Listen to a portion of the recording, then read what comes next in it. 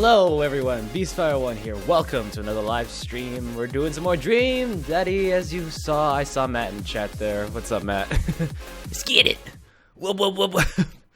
Wubble up a dub dub. Morty, you gotta get the Szechuan sauce, Morty.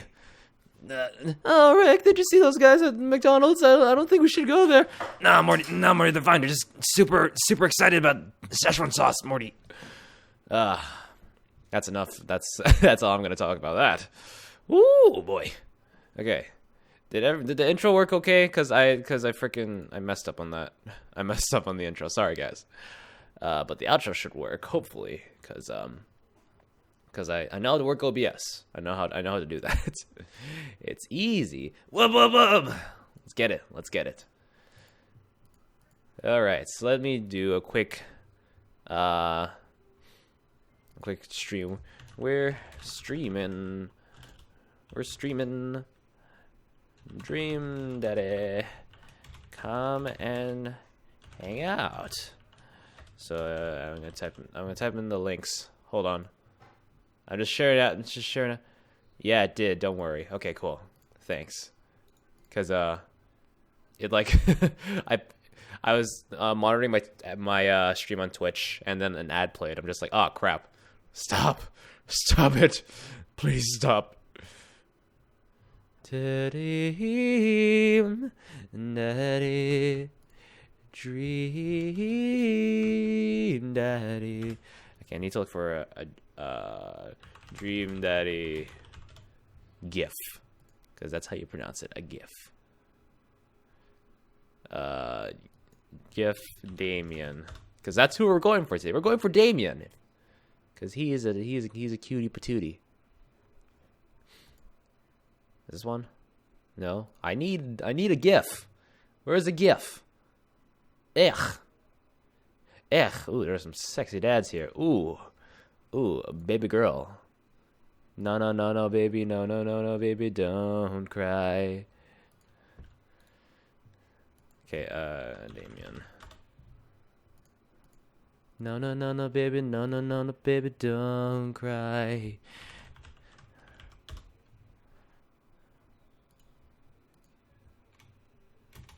It's Damien time.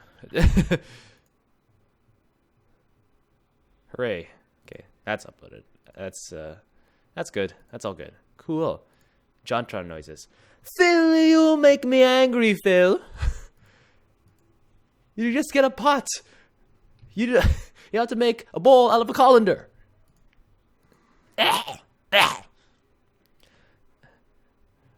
From the day we arrived on the planet, I was scared of Mufasa's face.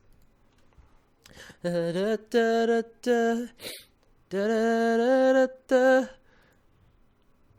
right, let's just actually start this. I've held off long enough. Let's turn this up. There we go. Let's put it at 8. There we go. There's a sweet sound of dads. Dream Daddy, who's gonna be your dream? All right, switch over. There we go. All right. How's that looking? Oh boy. Oh boy. This is gonna hurt my voice later. Oh boy. Oh, YouTube is lagging behind compared to the other streams. Holy crap. Who's ahead right now? I think it's Mixer actually. That's interesting. Okay. Let's pop in. Everybody doing okay? Everybody doing okay? If you're watching this after the stream, welcome. If you enjoy it, then let me know. Hit the like button. Why not? Why not do that? I don't usually do that before a video, but in this case, because it's a live stream, some people are already here. Haha. Oh boy. All right. So last time we went for Matt, and we also went for Hugo. We went for Hugo, and then we went for Matt. So today we're gonna be going for, as you know, Damien, and possibly maybe I want to do Joseph. and then Robert, because I heard Brian's the hardest one. You know what I'm saying? But in terms of romancing him, so I don't know. It may be a challenge. Who knows? Let's just get into it. All right, we've already seen this. Oh. So let's make another dad. Let's make some more dads. Let's build that dad. Build that dad. There you go. There you are. Nice and simple. Okay, body. Let's go for skinny, slim tank bod. Why not? And then a shadow. What? Yeah, let's give her dad a bit of a shadow. I like that. A head that almost reaches your mouth. Very nice. I'll give you the diamond head. That's nice. And for hair, let's see. I'm liking the natural hair. That's like Danny's hair circa now. Like this, but more of a Jufro. That's what he calls it. Let's go for nice. Pennywise, is that you?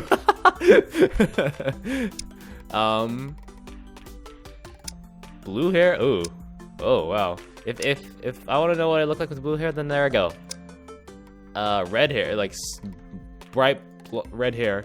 Make him look like Dr. Evil. All right, hold on. I need that. Let me get a reference up. Yeah, there you go. Make him look. Okay, so no hair. So in this case, let's okay, no hair, absolutely no hair, no shadow, hair, no hair, eyes. What kind of eyes does he have? Like very, like this. Narrow eyes, some really narrow eyes. Nose. What kind of nose does Dr. Evil have? Oh, he has a really pronounced nose, like let's see. Like a wide nose. No. From the front, a Roman nose. Yeah, I think that looks good. That looks good. Mouth. Where's the kissy lips? There we go. Brows. He's very angry, but he has like this. Yes. Oh dang. Okay, he has black brows. There we go. They kind of faded as well. Yeah, that's good enough. Facial hair, no facial hair. Glasses, no glasses. Dr. Evil don't have glasses. Dr. Evil don't have the glasses. Wait, his head needs to be a bit, how you say, wider. Yes, there we go. That's nice. Facial hair, glasses, no. Piercings. Does he have a piercing? No, he has a ring on his finger, but no. Clothing. What would Dr. Evil wear? What would be a Dr. Evil kind of outfit? Okay, let me change the body size first. Oh, Dr. Evil's not that. Okay, let's just make him skinny. Okay, clothing. The closest thing I could get to like a full-on like suit is this, or this plain suit. I'm gonna go with a navy suit. This is Dr. Evil, like if he was if he wanted to go out on the town, and he's changed his ways after the Austin Powers movies. All right, I think that's good. I think that's looking good, Daddy. Name that dad. All right, so this isn't Austin Powers. No. That's a copyrighted name. We have to name him something else. Let's call him Osro.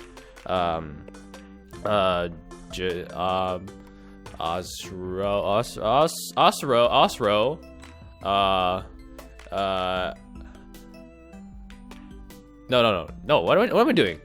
This is Dr. Evil. Holy crap! What am I saying? Dr. Evil from the Austin Powers movie. So should we just name him Dr. Evil? His name is Dottore Ivale. Ivale.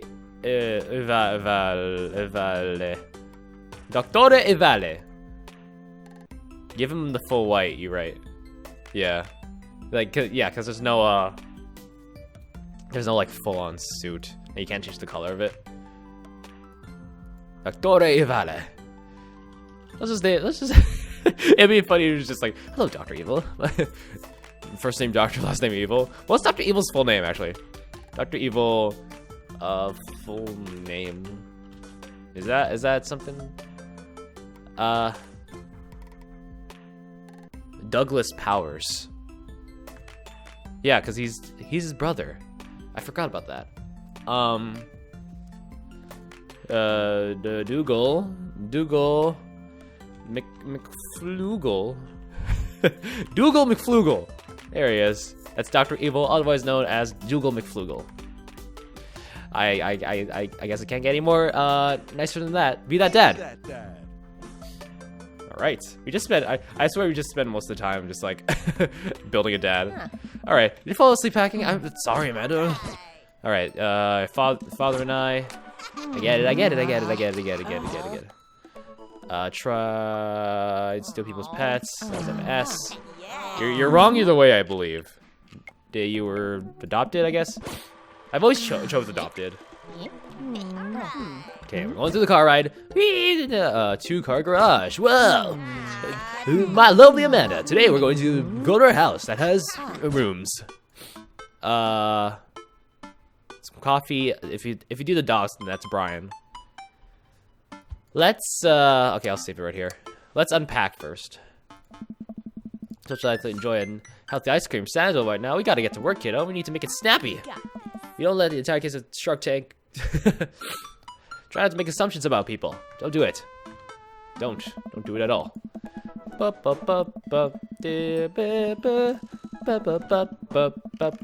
love this. Get to work unpacking. Who's ready? Hey, it's Joseph. So he shows up at night if you don't unpack first. So we've seen this anyway. Joseph probably wants us. Let's get some fresh air. I'll give you some coffee. What? Okay, let's get some fresh air. Let's hit that park down the road. Oh, is that that's Brian, right? Okay.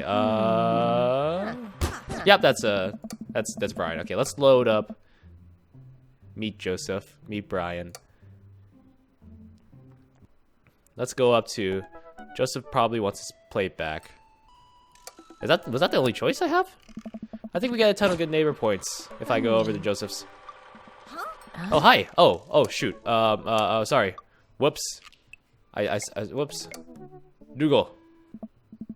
I'm actually not sure which house this is. Blah blah blah. All right, let's just read this. Let's just read this first. Hey guys, is your dad around? They all just stare at us blankly.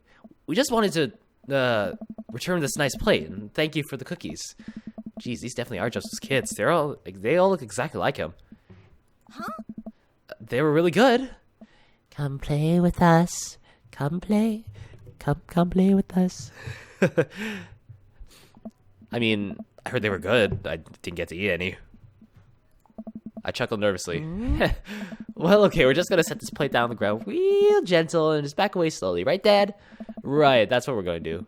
The kids' eyes bore into us as we scurry away. I can feel their gaze on my back as we approach our house. Oh. I need something to get my mind off those carbon copy kids. Let's grab some coffee. I need to rest my eyes. You've been awake for what, 3 hours? That's 3 hours too many. All right. Okay, we're getting somewhere. We're getting to the meat and potatoes of this. That's my boy, white privilege. white privilege in the house. Young white privilege. The last thing you spent. You're young plus the last thing you spent, buddy, on young white privilege. As we're walking home, I hear heavy footsteps. Dougal, bro. Oh yeah, it's Greg. Hey, Greg. I romanced you in another life. Not with this dad specifically, but with the dad that looks more like me. And I'm very glad about that. Plop down on the couch. Bup, bup, bup, bup. Union meeting. So you can be the mayor of this town. Going clubbing. Watch the game? Oh yeah, that's where you meet that's where you meet Robert, right? No, we're going after Damien though. How do we get with Damien? I guess it doesn't really matter. The first half of the game doesn't really matter anyway. Unless you've seen something new. Unknown number. Go back to sleep. Sorry, Craigie. I'm sorry. Yeah, but this is just like me in real life. We're having a man at school. Hey, what's up? Oh, yep, it's Hugo. Hugo and what's his name? Damien? No, Damien's the dad. What's his son's name? I forget. Lucian. She has a tendency to bottle things up. Da-da-da-da-da. Let's make something. No, let's go to the mall food court. Mall food court. Yeah, that's where you go to Dead Goth and Beyond. I think it was. Da-da-da-da. Da-da-da-da-da-da. Okay, where are we going? There we go in the mall. I saw this already. Oh yeah, explaining memes. That's right. Speech. What I'll do if you stop chanting. We've seen this already. We've seen this in the first part. Peruse the band T-shirts. Over here. Oh yeah, there it is. I can see that. I don't know what to tell you, dude. I just work here. Listen, when I bought this online, the website said the blouse was Victorian inspired. However, when I received it, it clearly held the trademark of Edwardian dressage. Do you want a coupon? I can give you a coupon. Will you leave if I give you a coupon? Is there a manager present? People will have to know what they're buying. I am the manager. I see. Well, it would seem that I have outstayed my welcome. Good day, shopkeep. Your superiors will receive a strongly worded letter by post. Whatever, dude. The man whirls around and storms out, his literal coattails trailing behind him. I can't tell if they're Victorian-inspired or Edwardian nature. Amanda trots up with me with a t-shirt in hand. Oh boy, here it comes. Oh. Hey, Diatron 5000. Yes, I'll buy it for you. Wow, that was easy. Thanks. At least it's only one this time. Amanda plops the shirt onto the counter and grins at the cashier. I love your hair. The cashier says nothing and rings Amanda up. I radiate hatred. I hand her a 20. So what was that guy's deal? The cashier rolls her eyes so hard I'm worried she'll pull something. That's Damien. He's in here all the time. He's obsessed with Victorian fashion or whatever. She hands Amanda her bag and it's clear the conversation is over. We make our way out of the store, head back home to get some rest. And we sit on the couch, try to find something to watch, blah, blah, blah. Alright, so when do we get to the party? Excited to beef up my, if there's food, I'm excited. Hi. Young's Krish. Wait, where's Krish? Oh, hi. Hello. Hey. Dad rock. You know, with the guitars and the drums and the lyricism growing older and seeing how the world changing before your eyes and you don't know how to deal with it. Buddy, I relate to that. Cool. All right. That's censored for a second. So, right. Cool. Well, I'll be making the rounds. Feel free to stop by later. Is he as afraid as people as you are? He might be. Hey, Dougal, have you met Brian yet? Who? Hey, Brian, come over here for a sec. Hey, hello, I'm pleased to meet you. Put her there. Whoa. Not much of a handshake guy. I'm happy there. Size don't matter about it. What's up, Daisy? Hey. Oh, Cracker Barrel. Okay, so we know who we're going for. Let's talk to Joseph and Damien. Spot Joseph chatting with a guy from Dead Goth and Beyond by the grill. I wonder what they're talking about. I walk over to them. So I'm curious. Can you walk me through why you had your house painted black? Where do I even start? The house stays warmer in the winter. It provides an artistic contrast to the rest of the neighborhood, and it complements the crimson interior perfectly. It's definitely an interesting choice. Thank you. I'm very proud of my abode. I was about to say Adobe. Dougal, I was having a conversation with Damien about his aesthetic design decisions. Damien regards me up and down with a warm but critical eye. How do you do? I don't believe I've had the pleasure. I think I saw you in Dead Goth and Beyond the other day. Damien's face turns bright red. I must apologize for my behavior on that day. You see, I take the goth lifestyle very seriously, and to be caught in the ruse by such a corporation as Dead Goth and Beyond was profoundly frustrating indeed. I hope you know that while my anger may have been justified, it was no such way for a gentleman to act. It's okay, man. Do tell me about yourself. Are you new to the area? Yes, my daughter and I moved in the other day. She was the one I took to get Dead Goth and Beyond. Very good taste on her part. Does she partake in the goth lifestyle? I think for a second. I look over to Amanda, who's hanging out with some of the older kids in the neighborhood. What? Hey, Amanda, would you consider yourself goth? Amanda yells back.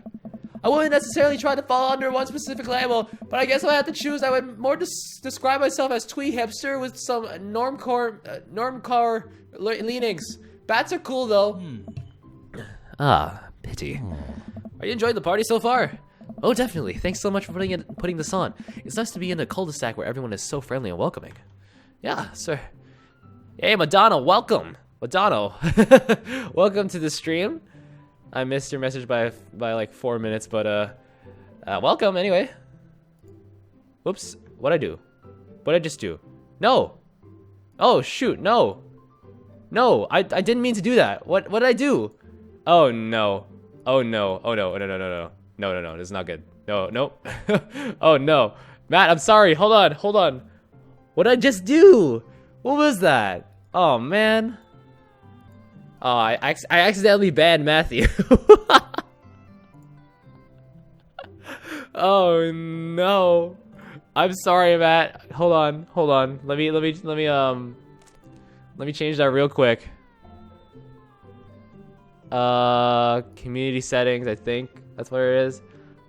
Hidden comments. Yeah, just get rid of that. Oh my gosh, I'm so sorry. I'm so sorry, Matt. Oh no. Okay, save this, please. Actually, hope Matt, to make it up to you. Let me refresh this. To make it up to you, I am here, ready to rock. Your bet said, no, Madonna, no. Matthew's one of my good friends. In fact, I'm gonna add him as a moderator. There you go. There we go. Yay. I hope that made it up to you. I'm sorry. But welcome, Madonna. Welcome. Amanda walks up to the conversation. I also like Lost Boys a lot. Really good movie. Does that count as goth? That it would, my dear. I don't believe we had the pleasure of meeting. Damien Bloodmarch, at your service. I forgot his last name was Bloodmarch, and I think the reason why I'm doing Damien because it's early in the morning. I just want to give my voice a little rest. Damien finishes the sentence with a flourish and a bow, producing a single rose and offering it to Amanda. Amanda blushes and returns the gesture with a curtsy. Aw, my, do you know how to treat a lady? Whoa. Hello, Amanda. Seemingly out of nowhere, Joseph's twin kids appear. Are they speaking in unison? Hey, won't you come play with us? Come play with us. Come play with us. Come play. Okay. Guys, enough of the creepy twin stick. We've talked about this. Christian and Christy slowly back away. What do you think? Where do you think they got that from? Mary pops into the conversation, wine in hand. I don't know. Mary takes a long sip of wine. I think it might have taped over VHS, VeggieTales VHS with The Shining. Who knows? She takes another sip of her wine. Where's Krish? Wasn't he with you? You had him a moment ago. He's probably stuffing down in his mouth. He'll be all right. Toddlers are pretty resilient. Mary tips her glass to me. Ain't my first time into the rodeo. It's my fourth. Come on. I have squeezed 4 little. Out, right out of there. Angela, JK, I love you, Romeo. Man's a mod now. Still, skid it. It's aight. Yeah, I'm sorry, man. I'm sorry again. Hold on. Okay, got it. Sweetheart, would you do me a favor and please find Krish? That'd be great. I'm sure he's fine. Mary. Okay, jeez.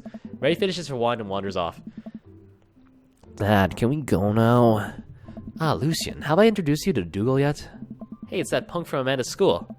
I remember you. Whatever. That's no way for a young man to speak to his elders. Be polite. Lucian bows. Whatever, sir. Lucian bows again. Mr. Christensen, may I have a veggie burger? Sir. Coming right up, bud. Are you a vegetarian? Yep. Make that 2 veggie burgers. Did you know that some people in the Victorian era were vegetarians? They describe carnivorous type people as bloodlappers. Dad. That's really interesting, Damien. Joseph turns to the grill. Just a hint of tattoo peeks out from under his sleeve. I can't believe I didn't notice it before. It looks like the bottom of an anchor. Whoa, is that a tattoo? Nice. Yep, I wasn't always a youth pastor, you know. That's so cool. Want to see mine? What? Lucian pulls back some rubber bracelets, revealing a lopsided 666 in black ink. My buddy gave me a stick to poke tattoo last week.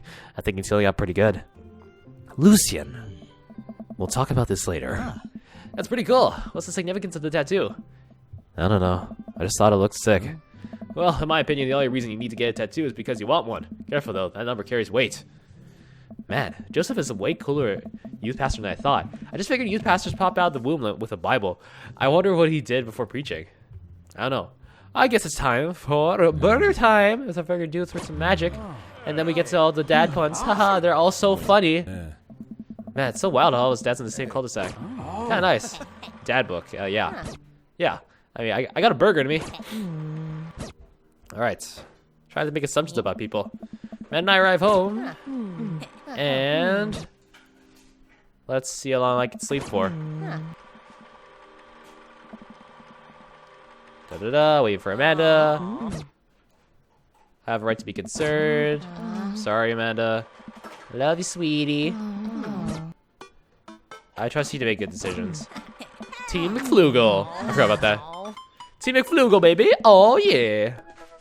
Da, da, da, da. Ba, ba, ba, ba, ba, ba. Friday night, you're most likely to... Hold on.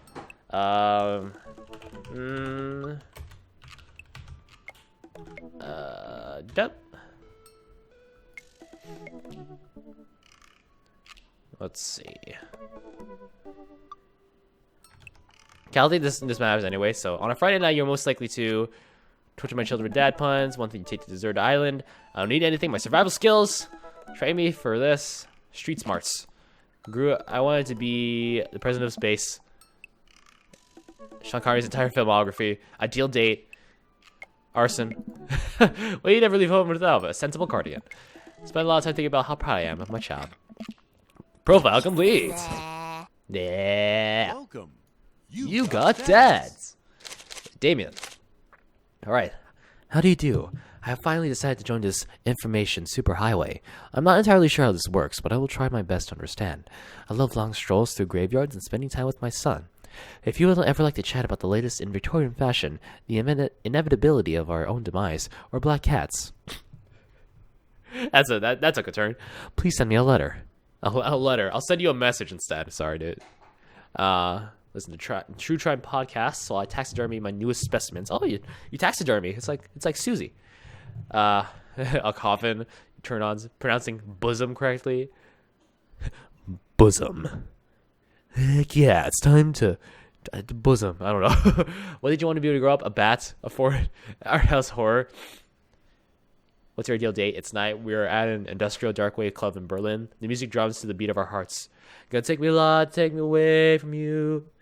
An upside down cross. Mortality salience. All right, let's message you. You seem like a good guy. Get whatever job you want. Just make sure it includes health insurance. I guess so. Man, I love arson. Yes. Cats!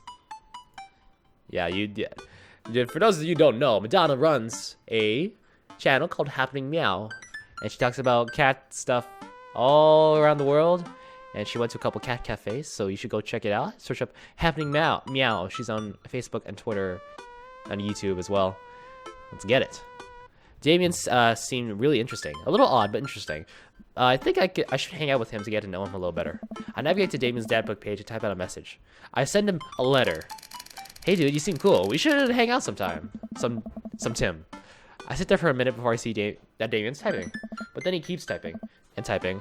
Man, is this guy writing a novel? I leave the computer to make some coffee. And he's still typing. I sip my coffee and the computer finally dings. Oh, Dougal. Dougal, I must confess my excitement to be receiving your kind letter for, as you see, I do find myself available to enjoy your company. I must ask for your forgiveness, however, as I believe our first meeting did not paint me in a gentlemanly manner as I would have liked. I would be highly flattered to enjoy your companionship at my residence for an afternoon tea and a stroll around my garden, should it please you. Till then, adieu. Yours humbled, D. Bloodmarch. Wow. He actually wrote it as a letter. He actually typed it as a letter. Holy crap. He really is a dad. And we read the message. Hey, Amanda! And it pops out of her room. Oh yeah, I'm so sorry about your plans. That's sweet, but I rescued that plan. I don't know if it's... and now that I know it's fake, change the subject. Oh, so, whoops! I skipped. Sure thing, dude. Regards, Dougal. Okay, fine. I didn't get to read all that. Shoot. Well, I suppose that's that. That's fine. I make the short walk over to Damien's house. Well, I guess you can't really call it a house. It's more of a manor, estate. The Gothic architecture looms above the other homes in a cul-de-sac. Hi. OMG, a shout out. Yeah, you deserve it. You deserve it, girl. Sans Zut on Mixer, welcome to the stream. You say hi, and I say hi back. Hello. Man's got game. Oh, yeah. Heck yeah. I walk past a couple of gargoyles guarding the front door and look around for a doorbell. There doesn't seem to be one. I pull the large, ornately carved bat's head door knocker back, and a hollow sound echoes throughout the house as I strike it against the door. I wait several moments before the door slowly creaks open. It's a little creepy, but I enter the home and take a few steps into the foyer, noting the oil portraits of who I assume are dead relatives hanging on the wall. Whoa, my gosh. Look at the what? This guy's living in luxury. What is this? He's got sandwiches. He's got some what? He's got like fossils. Are those real? That's Damien in the left. I think. That's someone in the middle. And that might be Lucian. And then their dog on the right. Hello?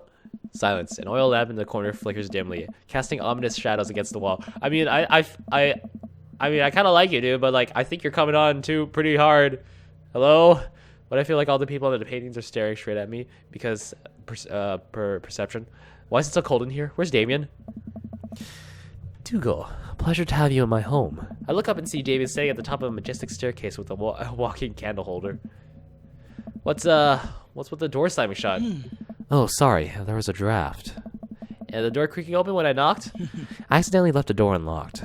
And the creepy oil paintings? I like oil paintings. Right. Right. Please, let me show you around. Okay. Damien leads me around his house, showcasing his parlor, sitting room, auxiliary sitting room, and the parlor again for some reason. This is one of the older homes on the block, yes, but nowhere near as old as the architecture might suggest. Through intensive renovations, I have been able to craft a residence that is both historically accurate to the Victorian period and equipped with the amenities of any modern dwelling. You walk past the door covered in bumper stickers, caution tape, and a black parade poster. To join the Black Parade. I dig the style. Oh yeah, I dig it. Pretty. It's pretty out of the ordinary. But hold on.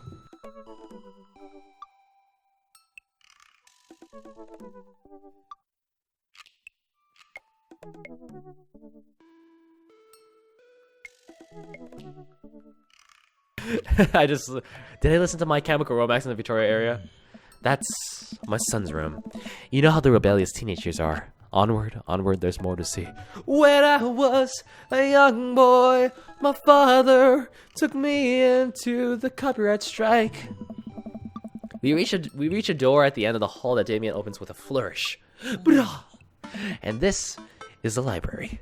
Sunlight streams from floor to ceiling arched windows. The walls are lined with packed bookshelves, and even more books are scattered over the period appropriate furniture. Damien is clearly really proud of this room. Look at this. There's butterflies, there's taxidermy, there's books, there's a ladder to get to the books. Holy crap.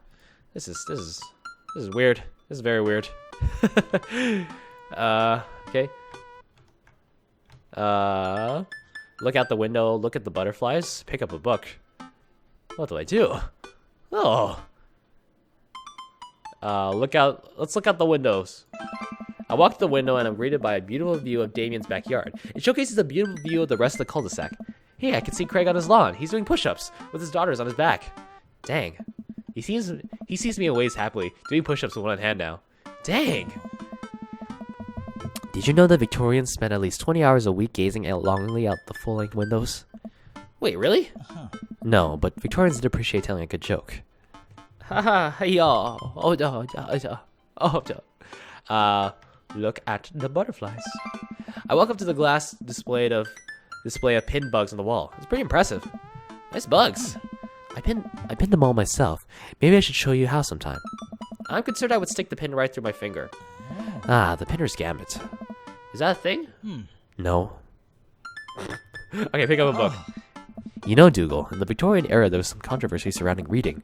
Many people thought that more tawdry novels would encourage youths into a life of crime and would cause too much of a distraction from work and school. That's what they say about video games. How do you think that turned out? I pull out a book at random and examine the worn cover. Opening it, I turn to a random page and read aloud. What? Naruto struggled against the chains that Sasuke had bound him with. Shirtless and out of breath, he looked up at Sasuke. Sasuke smirked, unbuttoning his ninja pet. Okay, I think that, okay. Okay, I think that's enough. Damien snaps the book shut and puts it back onto the shelf. Oh my gosh. Make sure to pick up a... I did pick up a book. I did. I just did. And boy howdy, did I get a surprise. Naruto and Sasuke. Whoo! If that doesn't assault your apples, then I don't know what will. Dead, LMAO. So Victorian, such Victorian class. You know, Naruto is my favorite Victorian anime. That's a rare book from my private collection. Then why do you keep it there? Please, will you join me for some tea? I followed Damien to his sitting room where finger foods have already been set out upon a beautiful tiered silver tray. I take a seat on one of the high back chairs as Damien pours and serves me some tea. I can't believe we're having a high tea. I never thought I'd get to this. Damien smiles to himself. What? Oh. It's a common misconception that high tea refers to the wealth or class of the people enjoying it, when in fact the high refers to both the later time of the day that the working class had to enjoy tea and the height of the tables on which they're served. Oh, my dear friend, we're currently enjoying afternoon tea. That's informative. And also, I didn't really need to hear that. But it's interesting. Thank you. Damon takes a seat next to me and serves me a tiny sandwich. Your home is really impressive. Ooh. It seems like you put a lot of work into this place. Thank you. No one ever complimented my home before. Hell, I can barely get matching salt and pepper shakers in my place. And look at what you've done. Kind of jealous. That's very generous of you to say. So what got you so interested in goth stuff? Oh. Well, when I was a young boy, my father... Did he take you into the city? To see a marching band. Sorry? Haha, did you guys see a marching band? I'm afraid I don't understand. I was just saying when I was a young boy, my father. You serious? Of course. But it's, you know, the song. Amanda made me listen to it. Seriously? I'd love to see a marching band. Nevertheless, I always found a love for art, history, and fashion. What started off as a small hobby of collecting taxidermed animals grew into sort of an obsession. It's a privilege to be able to appreciate the lives and culture of those who came before us, I think. Why not go all the way? I like not dying when I catch a cold. I'm sorry, hold on. I am currently dying. This is great. This is great. Victorian anime. Don't you be Boruto's dad? Boruto's dad is the best anime. I don't know who this Naruto guy is, but Boruto's dad. I can acknowledge that there are many very terrible things about the Victorian era, and to try to live a life that strictly aligns with those ideals would be admittedly horrid. But I think it takes a critical mind to truly appreciate something to the fullest, to be cognizant of the flaws and love it all the same. Tell me, Dougal. Dougal? Is that even your real name? Which it isn't. Do you have any hobbies? Oh man, I do. But I don't know if I cared about anything the way you care about this stuff. Well, I'd love to hear about your interests. Hearing someone talk about the things they're passionate about is intriguing, and quite honestly, rather attractive. Please, do tell me about your hobbies. Ooh, so. Quick, sounds sophisticated. I like to love me some word jumbles. The written word fascinates me. We spend so much time using words, you know, and I think people will appreciate them if they had to unjumble them. Your boy's smooth. Your boy is smooth. It's poetic, really. Oh, so you're a writer. In a sense. We finished our tea and finger sandwiches. Come, I have one more thing to show you. Zip. Damien takes me around the back to his home, where a variety of flowers flourish in the beautifully landscaped rows. A small stone path leads through it, and butterflies flit lazily through the air. My garden. It's beautiful. Thank you. Victorians took flowers and floral arrangements very seriously. You see, it was considered uncouth to discuss personal and romantic relationships in public, so lovers and friends alike would use bouquets and to send secret messages to each other. Each flower and plant is symbolic of different feelings. Even more interesting is that one flower can mean different things depending on the other plants it was paired with. One had to be extremely careful, as even the style in which the ribbon was tied around the bouquet affected the message. Damien leans down and picks a gorgeous bright orange flower off the vine. Lilium bulbiferum. Bulbiferum? Lilium bulbiferum? The orange lily. What do you think this one means? It means my loins are ablaze. Thou art the tightest?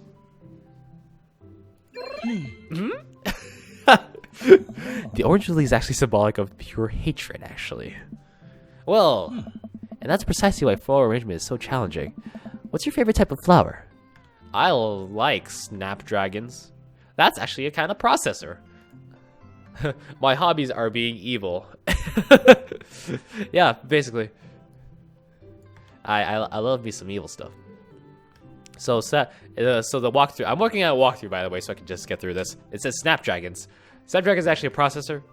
If you have an Android phone, you would most likely have a Snapdragon processor. Anyway, enough about technology. Snapdragon, because they're cute. You can do that thing where you squeeze them so it looks like they're talking. What a lovely choice. I'll have to remember that when I put together a bouquet for you. Oh, you can put together a bouquet for me? No one's ever given me a bouquet before. I follow Damien down the footpath and admire more of his beautiful flowers. Suddenly a phone rings.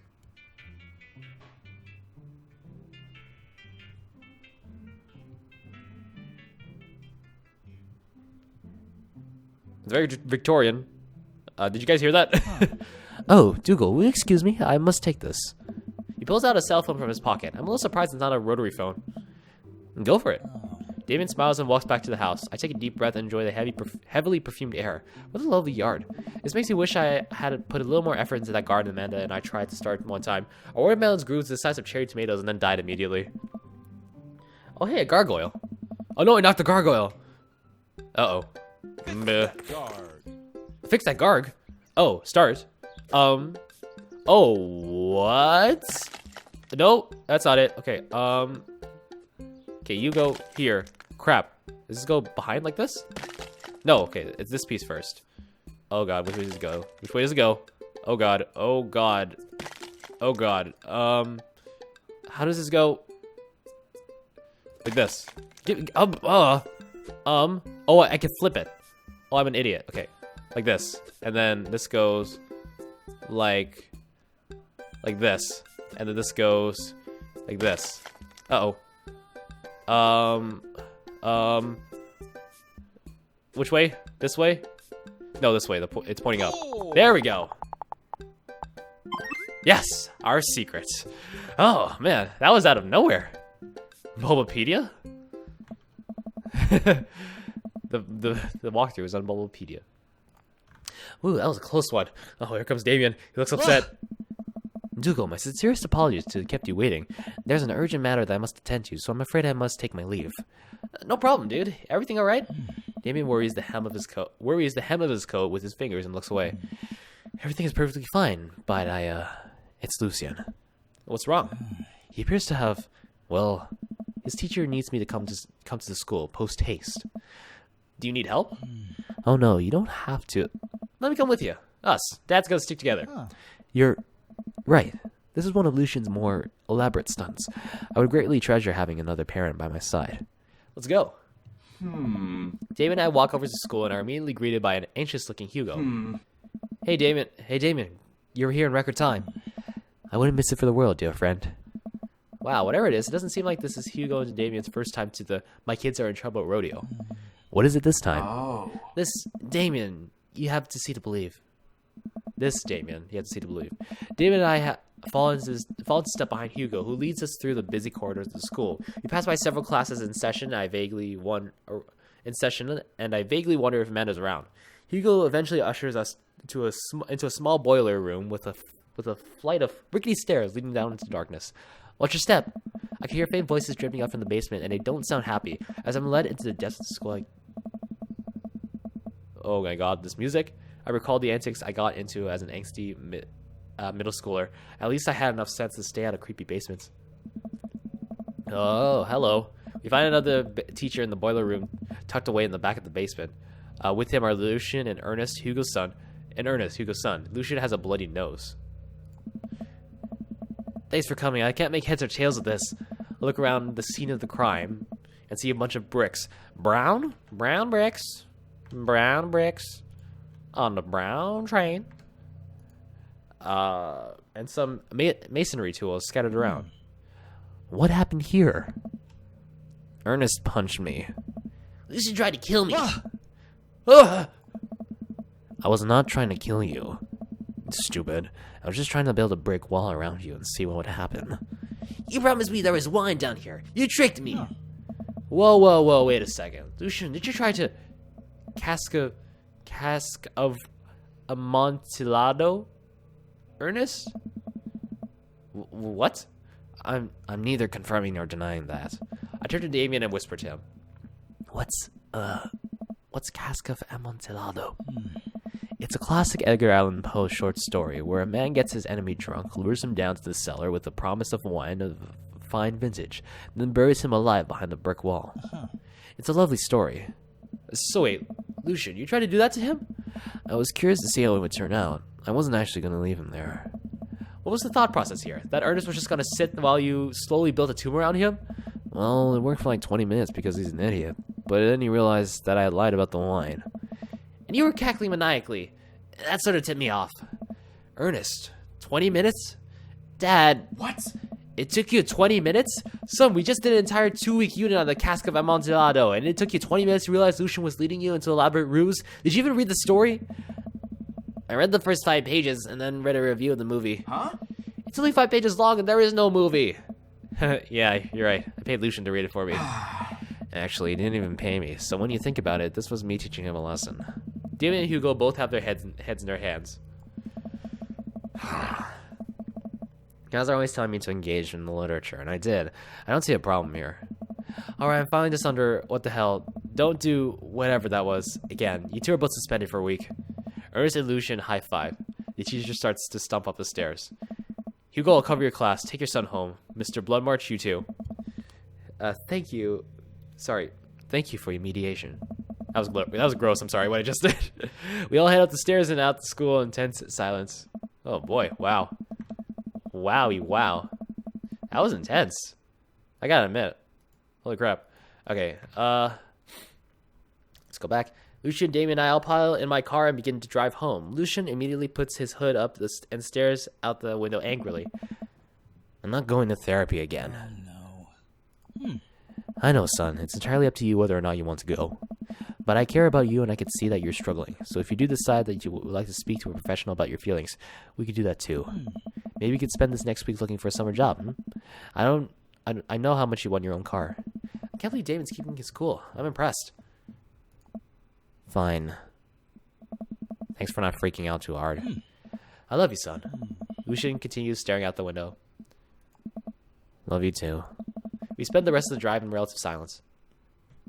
Oh, nice. The moment we pull into the driveway, Lucian hops out of the car, slams the door, and runs inside. I didn't expect to have that conversation in front of you. He and I have a lot we need to work out. It's alright. All things considered, Lucian's bricklaying was pretty good, so there's your silver lining. There is that, yes. He's probably going through a phase. I really admired how you handled that. You were a lot more diplomatic with him than I would have been. I just want what's best for him, and I don't think yelling at him would do either of us any favors. It really does. You're a good dad. See you around soon? Oh. It would be my honor and my pleasure. Damien bows with a flourish. Classy. Ah. I come up to find Amanda curled up on the couch with a blanket watching Alright. I didn't know if there was anything different about that. Alright, day complete. Yay! Bats, God, with Baby Boomer, afternoon tea. We did a lot of that. Bam! Are you familiar with the works of Corey Feldman? He simply slayed in The Lost Boys.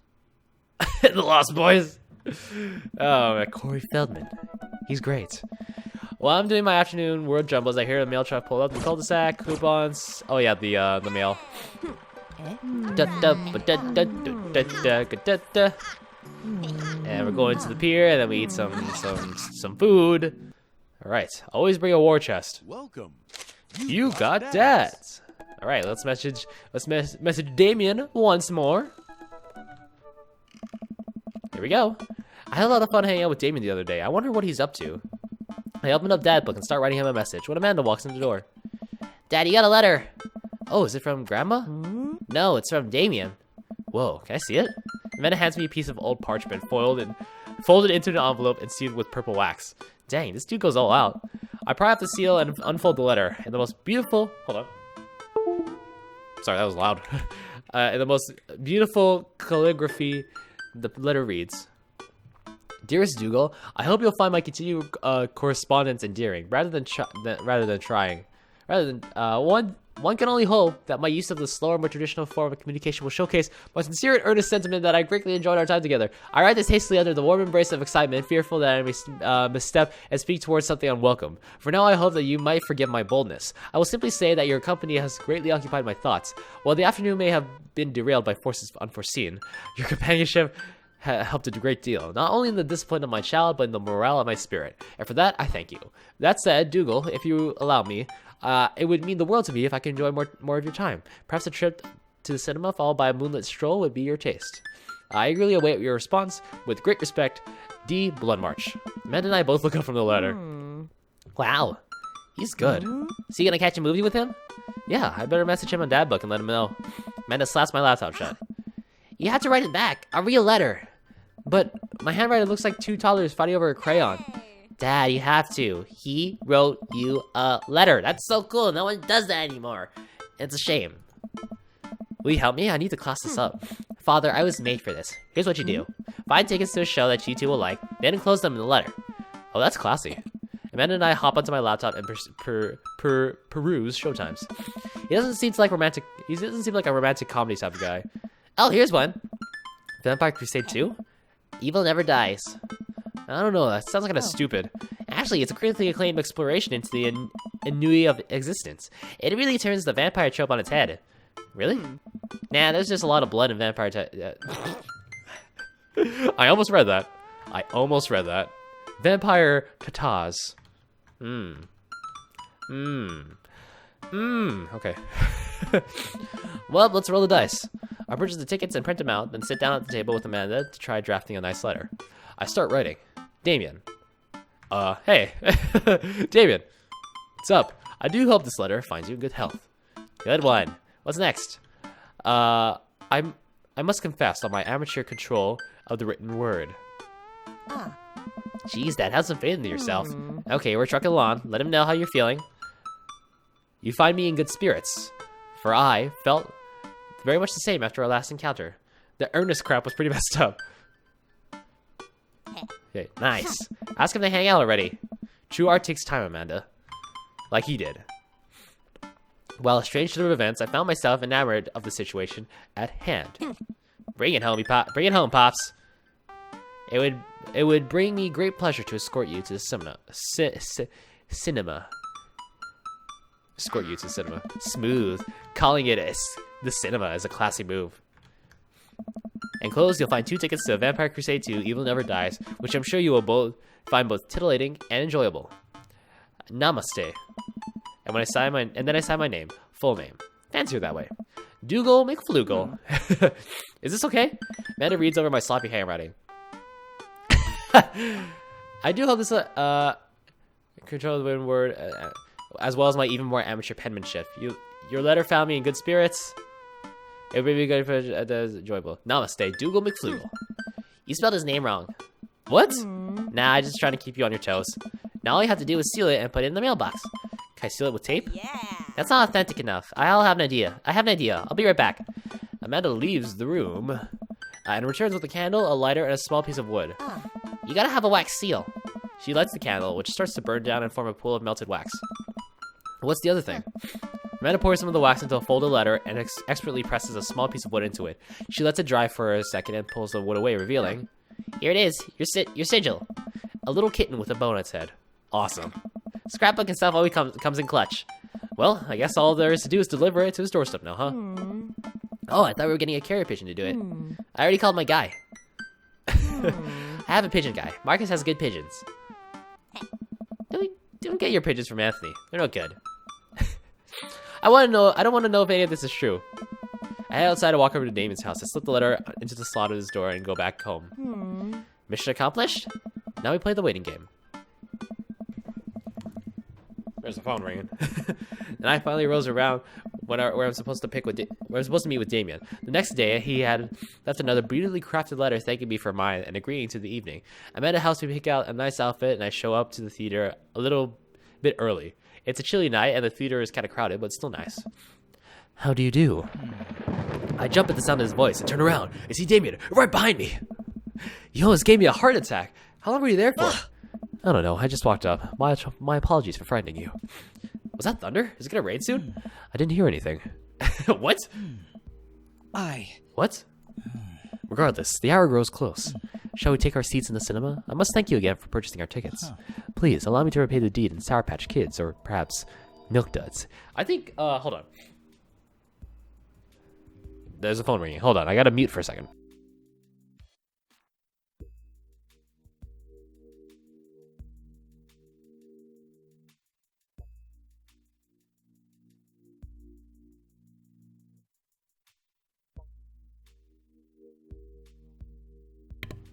All right, that's good enough. I think I was saying there was a survey that the most apologetic chocolate or candy is Milk Duds. I'm gonna see if that's true. Most apologetic candy. Yeah, Milk Duds. I think that's it's also a Big Bang Theory reference.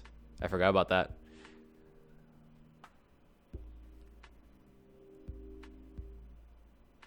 Yeah, that's a Big Bang Theory reference. Let's apologize to candy. Let's do it. We get in line to buy snacks. As we're waiting, I hear a familiar voice behind us. Oh, my dad's here. I turn around to find Lucian standing a few feet behind us with a gaggle of other goth kids. Lucian, how nice to see you. I didn't know you were coming to the theater. I'm glad to see you spending some quality time with your friends. Whatever, Dad. And what movie will you be attending tonight? My friends are making me see some kids movie about talking animals. I don't really care about it. Zootopia? Oh. Well, I do hope you enjoy your evening. We'll be watching Vampire Crusade 2, Evil Never Dies. What? You? Watching that? Yeah, I thought Damien would enjoy it. Good luck with that, Dad. Lucian rejoins his friend and I look over to Damien. Good luck with what? It's nothing. My son loves to tease. We wait in line for a little longer and Damien buys us snacks. He seems a little nervous. I wonder what's wrong. Damien and I take our seats and settle in for previews. Glancing at him, I can see that he's sweating profusely and gripping his armrest. Vampires, huh? Is everything okay? Everything is perfectly fine. I am so excited for this film. I'm a devoted patron of the arts, especially the scary arts. The scarier the art, the better. Do you have a favorite horror movie? Of course I have a favorite horror movie. Mine is Halloween Town. Terrifying. Oh, interesting. That's odd. I don't seem to remember Halloween Town being that scary. I would have expected him to bring up some sort of strange foreign horror film that I never heard of. Damien's knuckles are turning white. It looks like he's about to rip the armrest off. Wait a second. Damien, are you afraid of horror movies? Oh my. You must be joking. I love horror movies. Lights dim. The lights dim for the film. That scared me a little bit. Like it's clipping. I hear the audio. It's clipping so much. I apologize. I was thinking about something far scarier than this movie, which is not scary at all. Oh boy. We settle in as the film starts. I offer Damien some licorice and he takes one. I take note how much his hands are shaking. The title flashes across the screen in bloody letters. Vampire Crusade 2, Evil Never Dies. A pale man with long silver hair, glittering red eyes, and well-oiled abs sits up in a coffin. Awaken, my coven. Two more vampires slide the tops off the stone coffins onto the floor. Brother, is it time? Yes, husband, but also mortal enemy. Yes, husband, but also mortal enemy. It is time. The three look at each other and then to the camera. For the Vampire Crusade. This rules. A trio of vampires fly off into the night as foreign organ music plays in the distance. A time I'll get lost in the movie. As dumb as it sounded, it's actually a pretty fun flick. We get into a tense moment of the movie where Romulus Trueblood sits at the truce meeting with the general of the human army, whose wife Romulus has fallen in love with. Romulus, it's so good to finally meet you. General, I agree. It's good to finally blood you. Romulus leaps out and slashes the general's throat. Blood splatters over everything, including the camera. Damien screams again, reflexively grasping my hand. I immediately blush, forgetting about any vampires or blood or vampiric blood. What? Oh, I'm terribly sorry. White milk duds? I don't know, honestly. I read that somewhere. If you search most apologetic candy and milk duds, maybe you'll get an answer. I'll just do that right now. Most apologetic candy. It's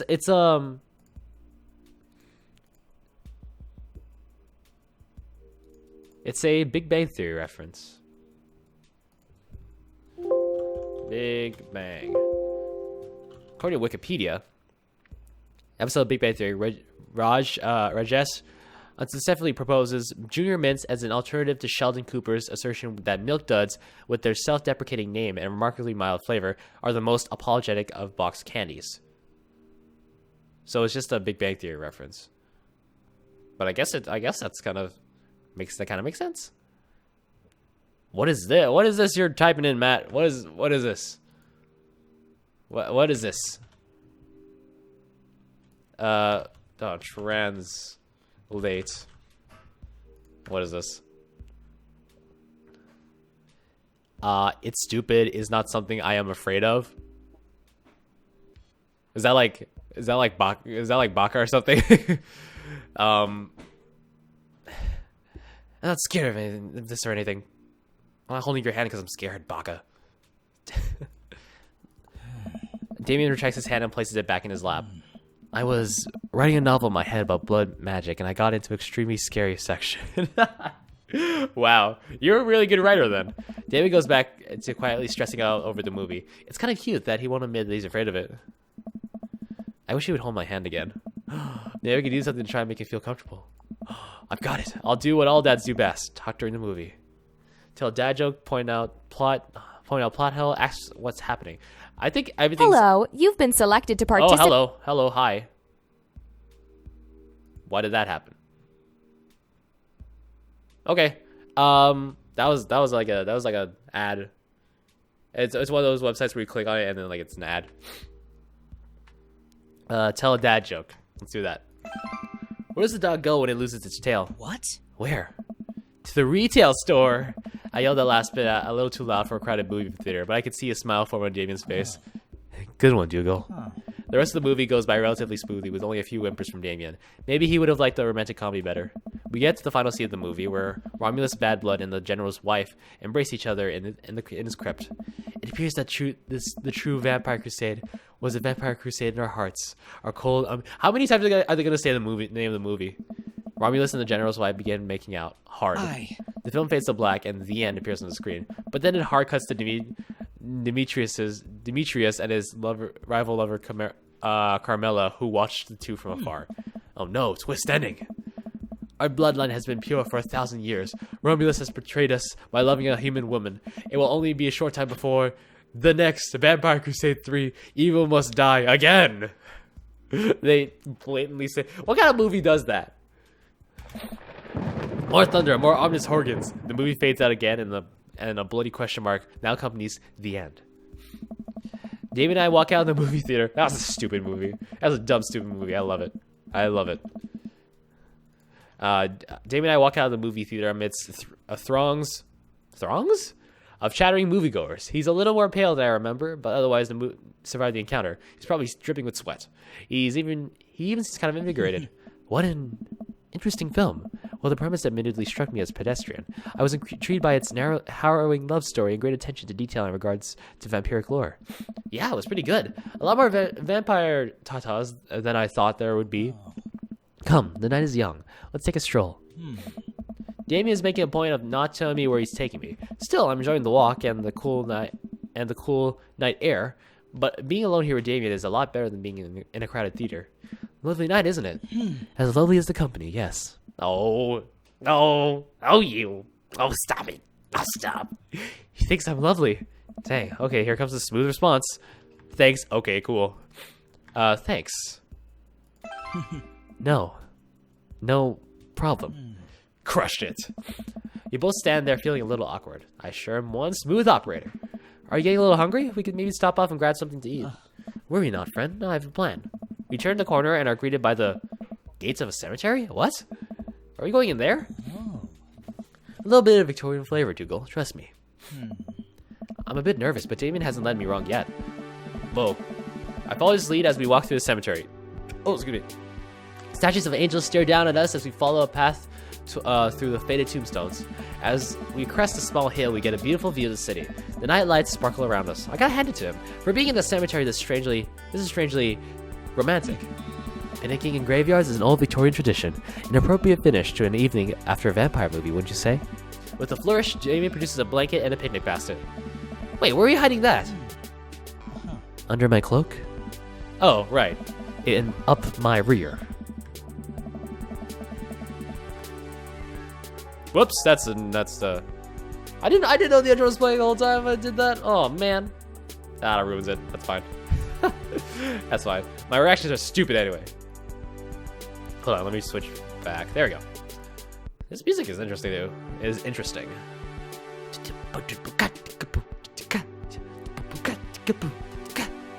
Man's about to do a necromancy. Shoot, that'd be interesting. That sounds like Dr. Sung. It sounds like a vocal box.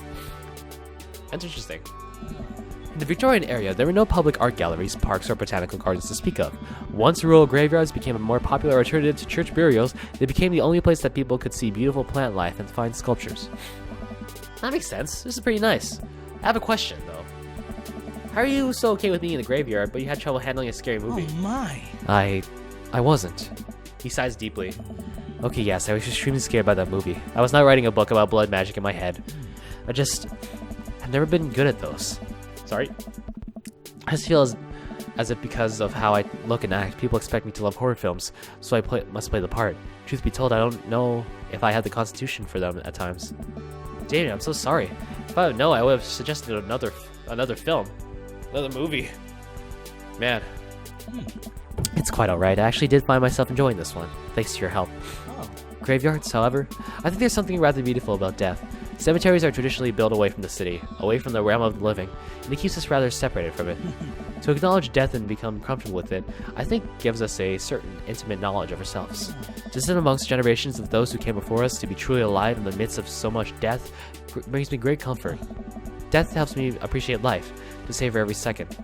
We sit and enjoy our food and wine. I don't feel scared anymore. Never thought I'd be comfortably sitting alone in a graveyard at night, but I actually feel very peaceful. Suddenly, it doesn't seem like we're alone. Off in the distance, I see a shadowy figure in the trees. What is that? I'm not sure. It noticed us. I'm paralyzed with fear as it begins slumbering slowly towards us. Its shape taking a more animal form, more feral. I look to Damien for help, but he's just as afraid and transfixed as I am.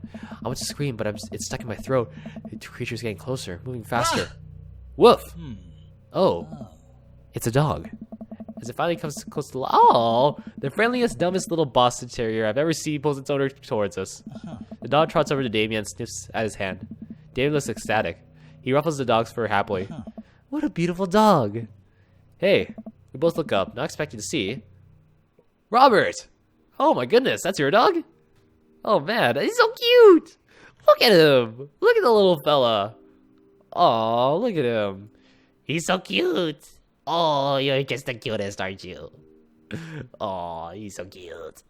Oh, I want to pet it. I want to pet it. I want to pet it real bad. I want to pet it.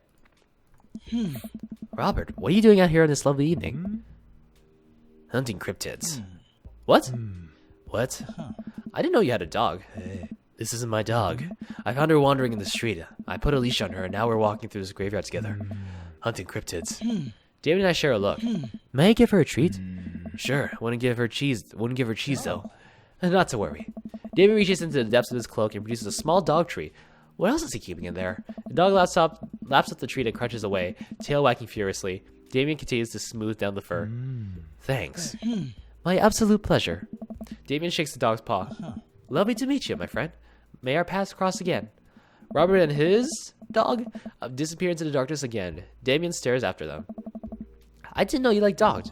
Victorians love dogs, actually. Most Victorian women of high fashion would always be accompanied by a small dog, such as a terrier or a Maltese. I think big dogs are nice too. Yeah, man, dogs are cool. I do believe we've had enough excitement for one night. What say we make our way home? Damon hops to his feet and extends a hand to help me up. I gladly take it as my knees aren't what they used to be. He packs up his picnic basket and leads us out of the graveyard. As we begin the walk home, I take one last look at the cemetery. It really is beautiful. Oh, Like a proper gentleman, Damien walks me to my doorstep. Thank you ever so kindly for your company tonight. Damien, it was my pleasure. Dougal, if you'll allow me, it would bring me great joy to offer you a token of my affection. Damien reaches into his cloak and pulls out a folded, monogrammed handkerchief. He presses it into my hand. Wow, thank you, Damien. I could use this to dry my tears for those I've lost. Yeah, I can do that. I can't wait to sneeze on this. I'm gonna wave this at passing ships. I'll do the first one. A noble purpose. Damien shuffles his feet. I just want to say that it's rare to find someone like you, someone who is open to my eccentricities. I think I pronounced that right. It's nice to feel so accepted. Thank you. Damien gives my hand a quick squeeze. Damien blushes and hastily retracts his hand. I must take my leave. Good night. Before I can say anything else, he's gone. Huh. I unlock the door and step inside. Hey. Like a whirlwind, Amanda runs from the window and plops down on the couch, trying to look nonchalant. Hey, Dad, what's up? Were you watching me from the window? No, I was just, Okay, yes. How was the movie? Lots of vampire tatas. told you. But as it turns out, Damien is Wait, Amanda doesn't need to know that. I'll keep it between me and Damien. Scary, cool. Yep, he's so cool, it's scary. Nice save, Dougal. Did you know that graveyards used to be a place to throw parties? I think I'm misremembering that. Wow, that's pretty punk. Also, we saw a dog. Definitely thought it was a werewolf for a minute, though. How can you be so sure it wasn't a werewolf? How can you be sure? How can you be so sure that I'm not a werewolf? How could I be so sure you're not a werewolf? Amanda's eyes narrow. I don't trust you. Nor I you. We make intense, wary eye contact for a second. Anyway, I'm calling it for the night. Don't stay up too late. I'll try not to howl at the moon past midnight. Amanda's is like always on top of her game with these, man. She's an improv master. Yeah, we did it. Hey, give me that 98 million points. There we go. my dear friend, you've simply taken the egg on this one. Taken the egg is it's a Victorian phrase. It technically means winning, so, ultimately, you've won. All right. Next time I win at the game, I'll be like, I've really taken the egg on that one, and everyone will be like, what the hell? What the hell are you talking about? Stupid? What are you, dumb? What are you, dumb, stupid? Are you that dumb? Okay, I got one more thing to look. So we got one more date with Damien, and after that, it's gonna be one heck of a time. I must say.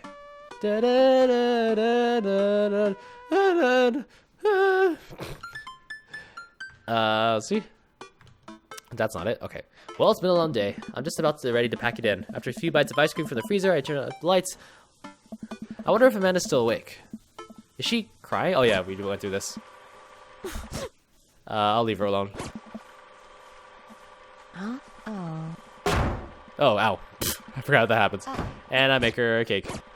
Oh. The best friend. Eh? Oh. And then the gossipy one. Oh. What did MR say? I cannot believe that.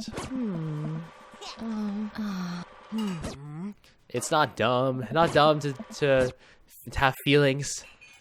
Real friends don't do that. I love you too, Dad. That's my favorite. No. Welcome. It makes me smile every time. Dad. Damien, my boy. They know what you know what they say about the first. I'm sure. I'm sure. Just stop asking me. Is there an option to not show up again? Don't ask me this again. Ever since we had that picnic in the graveyard, Damien and I have been spending a lot of time together. We go on nighttime strolls pretty on the reg, bro. He was so impressed with the first letter I wrote to him that he insisted we only communicate by post instead of through Dad book. I initially protested, but he gave me one of his old signet rings to use as a seal for my letters, and I just couldn't say no. Hang out with that goddad again? Please, Amanda, you know his name. And yes, be honest with me here, Pops. Is he actually a vampire? I remember you inviting him into our household that one time when I've seen The Lost Boys, and I honestly would have preferred trying to see if he could have walked through the threshold of our home under his own power. Yes, Amanda, I have become Damien's familiar. I am compelled under his curse. I'm sorry, sweetie. Turn into a bat. I don't think... What's the point of being a vampire if you can't turn into a bat? Well, okay, I'm off. Are you taking the car or are you flying into the night on the leathery wings of a bat? One of those. While I'm out, you can throw away the garlic bread that's in the freezer so I don't die. That would be great. I'm keeping it there as insurance. You understand, right? That's my girl. In case you go AWire. Hey, man. Damien and I walk into the water's edge chatting. Damien's cloak. He hates it when people call it a cape. Damien's cloak flutters behind him in the breeze. This is gonna seem like a silly question, but why do goths wear black? Gothic subculture has always been associated with death, so it would make sense that the style surrounding it would be greatly influenced by mourning. Interestingly enough, though, was that in the Victorian era Queen Victoria herself mourned the death of her late husband for 10 whole years, wearing black for the rest of her life. If that's not goth, I don't know what is.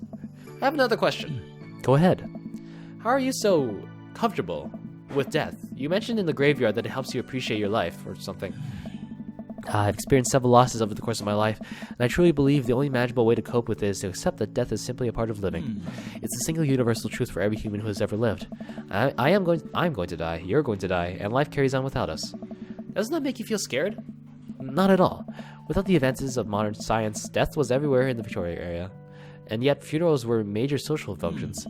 Victorians were obsessed with mementos of their loved ones, even going so far as to take elaborately staged photographs of their dead relatives. The minutiae of mourning was so complex that there were set periods of grieving that were deemed acceptable based on who in your life had passed. Now, we don't have any of that. If you lose someone, you end up feeling lost yourself because we have no modern equivalent of those formalities. We need to allow ourselves time to grieve, to feel that loss fully, but not allow it to consume us. So no, I'm not afraid of death. I believe it is a waste to spend your life dreading the end of it.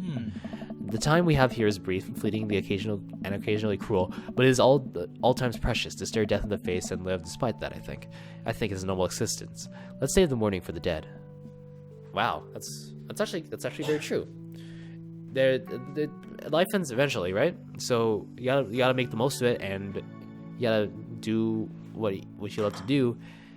And even if that means if you're not gonna make any money off of it, at least if you enjoyed what you're doing and you have good friends to support you, and good family and relatives to support you through that, then I think that's worth it. It's worth living. It's worth living through, I should say. And it's just a part of living. We all die at some point. Wow, that's beautiful. I can see the moonlight and the bay glint off of Damien's eyes. He smiles. We turn to the harbor and watch the ships pass, breathing in the salty sea air. I look at Damien again and can't help but be entranced by his charm, his mystery. I find everything about him so fascinating. I lean in closer to Damien, closing my eyes as I do so. I'm so sorry, I had to take this. Damien steps away from me to answer his phone. Oh no, I hope it isn't Lucian again. After speaking in hushed tones for a moment, Damien returns to me. Everything okay? Oh my. That was a double oh my. There's an emergency. Lucian? No, thankfully, but I must take my leave. Oh, okay. Is there anything I can do to help? Dads have to stick together, right? You know it. Then come. There isn't time to waste. What's happening? After a short drive in silence, we arrive at a rundown building on the outskirts of town. Where are we? Where are we? It's better if I just show you. I push the surprisingly heavy door open and find myself in a dimly lit waiting room. A few rickety chairs line the wall, and there doesn't seem to be anyone behind the front desk. There are a few paintings and pictures on the wall, but they're so nondescript, I'm still unsure of what kind of place this even is. Wait here for a moment, I'll be right back. Damien walks off down a corridor, his boot heels echoing through the halls of this seemingly empty building. Distant howls echo from the place I can't see, and there's a faint scratching sound, like claws on tile. I cautiously peek down the hall and find stall after stall of scared-looking dogs. A few of them notice me and skitter up to the chain-link fence, sticking their noses through to sniff at the air. What have I gotten myself into? Suddenly, the lights shut off. I panic, unsure of where I am or how I could get out. I stumble through the darkness, my breathing getting heavier and heavier. Damien? The lights finally turn back on. Hey, sailor. Mary, what are you doing here? Come on. You aren't here for the fight club? I don't want to get punched in the face. Great, because this is an animal shelter. What? We take care of stray animals and then the people adopt the stray animals. Didn't you see the pets when you walked in? Oh, sorry, I didn't really expect to see this. You volunteering at an animal shelter. Wow. Okay, kid, way to put me in the box. Dames, you hear this baloney? Just one moment. Thunder cracks and the door bursts open. Appearing from the shadows, I see. Damien? Oh my gosh! What? What? Wow. Hello. Hey. It's Damien. He looks completely different. No cloak, no Victorian-era clothing, no makeup. I wasn't planning to share this side of me until much later, but I'm not as goth as you think. I'm a systems administrator for the IT department of a realty company. I wear tennis shoes to work and I listen to Bruce Springsteen. I enjoy going to the hardware store and looking at storage solutions. And I volunteer at the animal shelter in my spare time. I'm boring. I'm fascinated with Victorian history and the goth lifestyle, that much is true. It's just not all that I am, and I need you to know that. Oh, I hate to kill the moment here, but there's some pressing business that needs attending to. Oh, right. It's Duchess Cordelia. Again? Who's Duchess Cordelia? She's one of the pups. Gets out all the time. She somehow learned to open doors, and now she's unstoppable. When did she get out? This morning. I went to go sing sea shanties to the cats, and when I came back, she had already bolted. I had to stay here with the pets, so I need you two to go find her. Of course. Where could she be? She always ends up running off in the same places. Here, let me draw you a map. Is this a mini game? Is this gonna be a mini game? Hold on, let me check this. It's frozen. Oops. Oops. Okay, hold on. Why is this lagging so much? It's not lagging over here. Okay, let me try that again.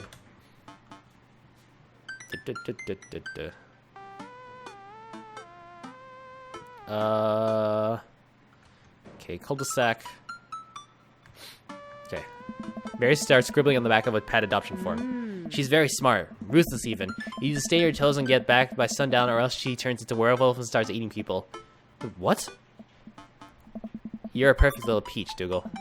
We just don't want her to be stuck outside when it's cold. Oh, I'll grab some treats and we can hit the road. Hey, Damien and I look over the map Mary created for us. Wow, this other side of Damien thing. This is interesting. I guess all the dads have a different side. The nerd's house. At least you're not the other nerd's house. Looks like you're moving up in the pecking order. Congrats, kiddo. Where should we head first? Cul-de-sac. Damien and I exit the parking lot and I start driving toward town. I look over at him. He seems concerned. Shouldn't be too hard to find the Duchess, right? She's a pretty big pup. Mary wasn't kidding when she said the dog was smart. One time she correctly guessed the winner of the Kentucky Derby. It was a really great year for Bark Bark Bark. I don't know. What do you think our odds are, Dougal? Abandon all hope, ye who enter here. But lo, look upon God's creation, and retch with horror at what he hath forsaken. Hell is empty, and the devils are all here. Whoa! Nice. I thought that would cheer you up. Let's just hope for the best. We got this. We drive to the cul-de-sac and everything seems to be pretty normal. It looks like Brian's doing some yard work. We pull into Brian's driveway and hop out. I don't know about that. Hey, don't step in the grass. I just mowed. Have you seen any unusual activity in the area today? Aside from your underwater lawn. Oh, here we go. Gosh dang it, Brian. How dare you? I take my lawn care very seriously. No. Dougal, please. You haven't seen a dog run through here, have you? Well, a little while ago I heard Maxwell barking at something. When I came outside, my garden had been torn to shreds. It's going to take forever to retill the soil. That could be a dog, or a rather feisty raccoon. Whatever it was, it must have been hungry. Ate all my tomatoes. I'm very sorry to hear that about your garden. If you need assistance restoring it to its former glory, please don't hesitate to contact me. Will do, buddy. Good luck finding that dog. She's probably still hungry. I wonder if she's looking for more food elsewhere. Okay. The coffee spoon. Let's do that. We park in front of Matt's coffee shop and walk inside. It seems like a slow day. Matt sits behind the counter reading a book. Hey, Matt. It's about you two today. What's up? Have you seen any stray dogs around? Actually, yeah. I caught one digging through the trash earlier. It ran away when I tried to get close, though. Did you see what direction it ran in? Matt thinks for a second. Might have been running around east, I think. That pup tore through 3 pans of old grateful banana bread. Want to take some for the road, just in case? Grateful banana bread. Sure thing. Matt packages up a slice. Thanks for the slice. The road slice. This banana bread is gonna be so good. I think he meant to give it to you for the dog. Right, I meant. It's gonna be so good for the dog to eat. Nice, safe, smooth. Back to this. No, that's this. I feel like we're on the right track. You think? If we keep this up, we'll be finding the Duchess in no time. Hey, if you like dogs so much, why don't you have any? Lucian is severely allergic. I wouldn't put him through that. But there are still dogs in my life, so for that I'm grateful. There's about to be one more dog in your life, buddy. Splendid attitude. Let's not waste any more time. Verily. And I guess the softball field. We drive to the softball field. It looks like Craig's team is practicing. I wonder if any of the kids saw something. Craig spots us and jogs over, softball bat slung over his shoulder. Hey bros, what's up? Craig, you wouldn't have happened to see a dog around here, have you? One escaped from the animal shelter and we're trying to relocate her. I don't think so. Maybe one of the girls saw something. Girls! Hi, Amanda's dad. Hi, Lucian's dad. We have names. Girls, have you seen any dogs around? There was a big dog here earlier. She ran off a while ago, though. I don't think she had an owner, but it really wanted to play. We tried to play fetch with her, but she just took the softball and ran. I think she ate it, actually. She was a lot of dog. Here, take it on a softball. Might come in handy later. Many thanks, Craig. She eats those? Oh, man. Okay, Bayside. And then... How many got... Okay, gotcha. You're right back at the Bayside. Just like old times, eh? I remember as if it were yesterday. I mean, earlier today. So what do you think? Any sign of the pooch? None yet, although who knows if she made it onto any of these ships. The Duchess would do that? I wouldn't put it past her to know how to navigate through rough seas and without a compass. Very smart. Pops? David and I turned to see my daughter. Amanda, what are you doing here? Did you think I stayed inside all day vegging out on the couch and watching TV? Oh, sorry. What are you doing? I'm heading home to go veg out and on the TV couch and watch TV. Had to get a burrito first. Young miss, have you seen a dog around here? Oh, you bet. I saw a Pomeranian with a bow around its neck. I saw a big old Doberman named Henry. There was a stroller full of Yorkies, a Greyhound, a Golden Retriever. Did you see a Mastiff anywhere? No dice. I would definitely have remembered that. I gotta run, though. This burrito has about 10 minutes before the cheese breaks down the molecular structure of the tortilla and it makes it all soggy. You understand? I do? Of course. Have a lovely evening, Miss McFlugel. Matt said the Duchess went east from the coffee spoon, but there's no sign of her here. I suppose we need to go. Not so east? I fear that the hours are growing short. We must make haste if we're going to find the Duchess by sundown. David's looking more stressed up in the minute. I gotta think of something to lighten the mood. How many goss does it take to screw in a light bulb? I don't know. How many? 1. Goths are very capable, especially when looking for a dog. Damien smiles to himself. I keep reading Damien's directions from the map as we drive around town. And now the aquarium. David and I stopped by the aquarium. Everything looks in order here, but it might help to get out of the car and take a look around. You see anything? No dog here. Not even any sign of her. Did you know that penguins are considered the gods of the sea? Damien, I want to believe you so badly. Oh, really? Back to the cul-de-sac, I guess. We arrive at the cul-de-sac to find everything looking normal, except... Uh-oh, Hugo's front door is wide open. She can open doors. This is classic Duchess Cordelia, a telltale sign. We should approach with caution. Whatever goes down in there, I've got your back. We creep up onto the porch and step inside. There, sitting in the center of Hugo's living room, like she owns the dang place, is one of the biggest dogs I've ever seen. Look at that dog. It's very buff. Whoa. Buff dog. Woof. Well, she hasn't broken anything in here yet. Wonderful. Now all we need to do is get this leash on her before she tries to escape again and get out of here before Hugo comes home. Easy peasy. Duchess, come here. The Duchess's eyes Damien warily. As he approaches, she begins to growl. Growl. She's on her guard. We need another plan. Give her the banana bread. Wait, give her the right set. But it changed the grape. Oh, whatever. I reach in my pocket and pull out the slice of grateful banana bread Meg gave me. The Duchess sniffs the air and hones in on the bread. Come here, girl. Nice and easy. I've got some yummy homemade vegan and possibly gluten-free banana bread, if that's what you're into. The Duchess cautiously approaches me and gives the bread a good sniff before gently taking it from my hand and dropping it on the ground, like dogs always do for some reason. She curls up and starts munching on the bread. Success! Damien walks up behind the Duchess and attaches the leash to her collar. She immediately notices and starts whining. It's time to go home now, Duchess. Damien gives a tug on the leash. She won't move. Duchess, what happened to our rapport? You and I used to be bosom buddies. She still doesn't move. She's huge. There's no way we could even try to lift her. Well, this is a weird situation to be in. I think we're literally trespassing in our friend's house with this large dog. What are you nerds doing? Ernest, oh wow. Don't tell your dad. What flavor are those pizza rolls? What flavor rolls are those? Pepperoni blast. Nice. The Duchess notices Ernest and starts pulling against the leash. Why is this dog in my house? It's along. The Duchess suddenly breaks free of Damien's grip and hurls towards Ernest. Ah! Ernest and the Duchess fall to the ground. Pizza rolls fly everywhere. This is bad. Ernest, are you okay? Ernest feeds the Duchess a pizza roll. Hey, she likes pizza rolls. Ernest sits up, but the dog keeps licking his face. Oh, hey. Hugo stands at the door, looking like he's at a loss for words. Sweet Manchego. What are you guys... Whose dog is this? It's a long story, but it involves a large dog who knows how to open doors. Boof. Boof? Hugo, may I present you, Duchess Cordelia? I don't know. How do you do? Morph! We're friends! The Duchess looks at Ernest's face. She's from the local animal shelter. She got out and we've been chasing her all around town. Your house was her final stop. Dad, can we keep her? Ernest, I don't know if we're set up to take care of her. What? Wait, did you just call me Dad? Come on, please. Look how cute she is. Hugo sighs. Oh. We have been talking about adopting a dog for a while, but you have to promise you'll take care of her. Yeah, I'll give her all the pizza rolls, all her little heart desires. I suddenly remember what's on the back of this map. Pull out a pen out of my pocket. Got the forms ready for you if you're interested. Oh. I'll even waive the adoption fee since, you know, we technically broke into your household. Ah. Well, alright, it's a deal.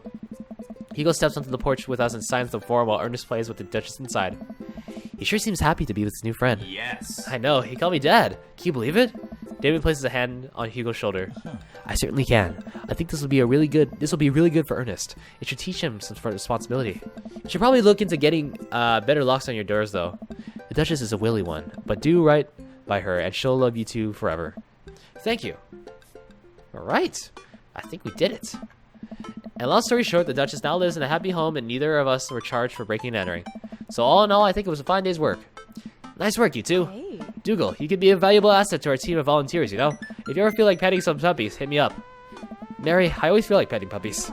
Good to know. Well, I'll catch you fellas later. Mary starts to leave. And one last thing. Damien's been telling me about you. Glad he finally brought you around. Oh, yeah. Damien's my special boy. I love him. We go way back, and I got a vested interest in his health, success, and well-being. If you ever heard him, Mary, you can fill in the blanks. I gulp. Yes, ma'am. Mary leaves me alone with Damien. So, about the whole goth thing, I completely understand if you aren't interested in me anymore. What? Am I missing something here? I'm not a cool goth prince. I'm boring. I own 5 pairs of tennis shoes. I wear dumb glasses. Don't you care? He looks so nervous.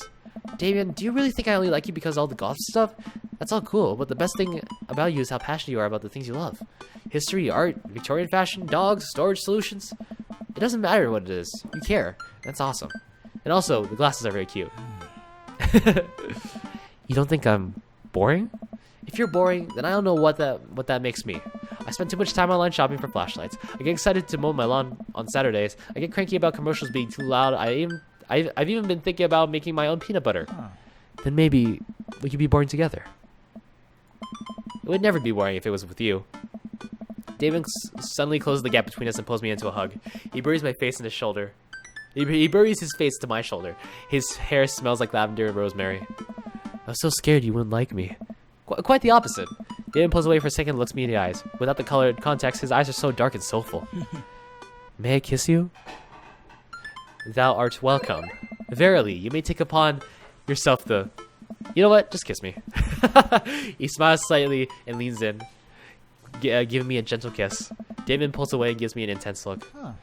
Do you want to help me take care of the puppies? Yes. Yes, definitely. Oh, he changed back. Oh, cool. Damien and I arrive back at the cul-de-sac. Our fingers intertwined. Is our chat still running? Okay, cool. This was lovely. Thank you for understanding. Thank you for everything. I'm very happy I could be myself around you. I'm glad, but I have one request. What's that? Can we keep sending each other letters? But of course. Damien kisses me one last time before turning around and heading home. Yay, we did it. Amanda runs back from the couch to the window and tries to look as nonchalant as possible. Hello, Father. I was just sitting here on the couch this entire time. Hi, Amanda. So, are you guys, like, starting a vampire convent together? Oh, plot twist. Mothman. Damien's actually Mothman. I didn't see it coming either. Genius. Well, whatever's happening, I'm really glad you two are happy. You deserve it, Dad. Aw, shucks. I'm gonna head to bed. Catch you in the morning? Sure thing. I make my way to the room and fall into my bed with a heart full, excited for the days to come. Oh, so good. It's so good.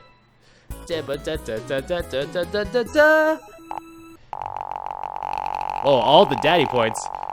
We got 300 dad points, but a lot of daddy Are points. you familiar with the works of Corey Feldman? Yes. He simply slayed in The Lost Boys. I know. I know you like that a lot.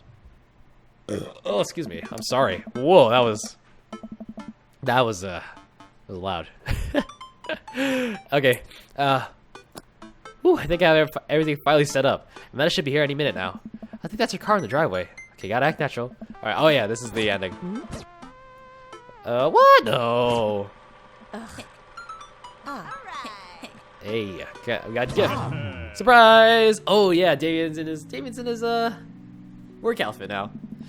No, make a big deal of it. Yay! Mac and cheese! Mac and cheese, baked potato, chop, chop, chop.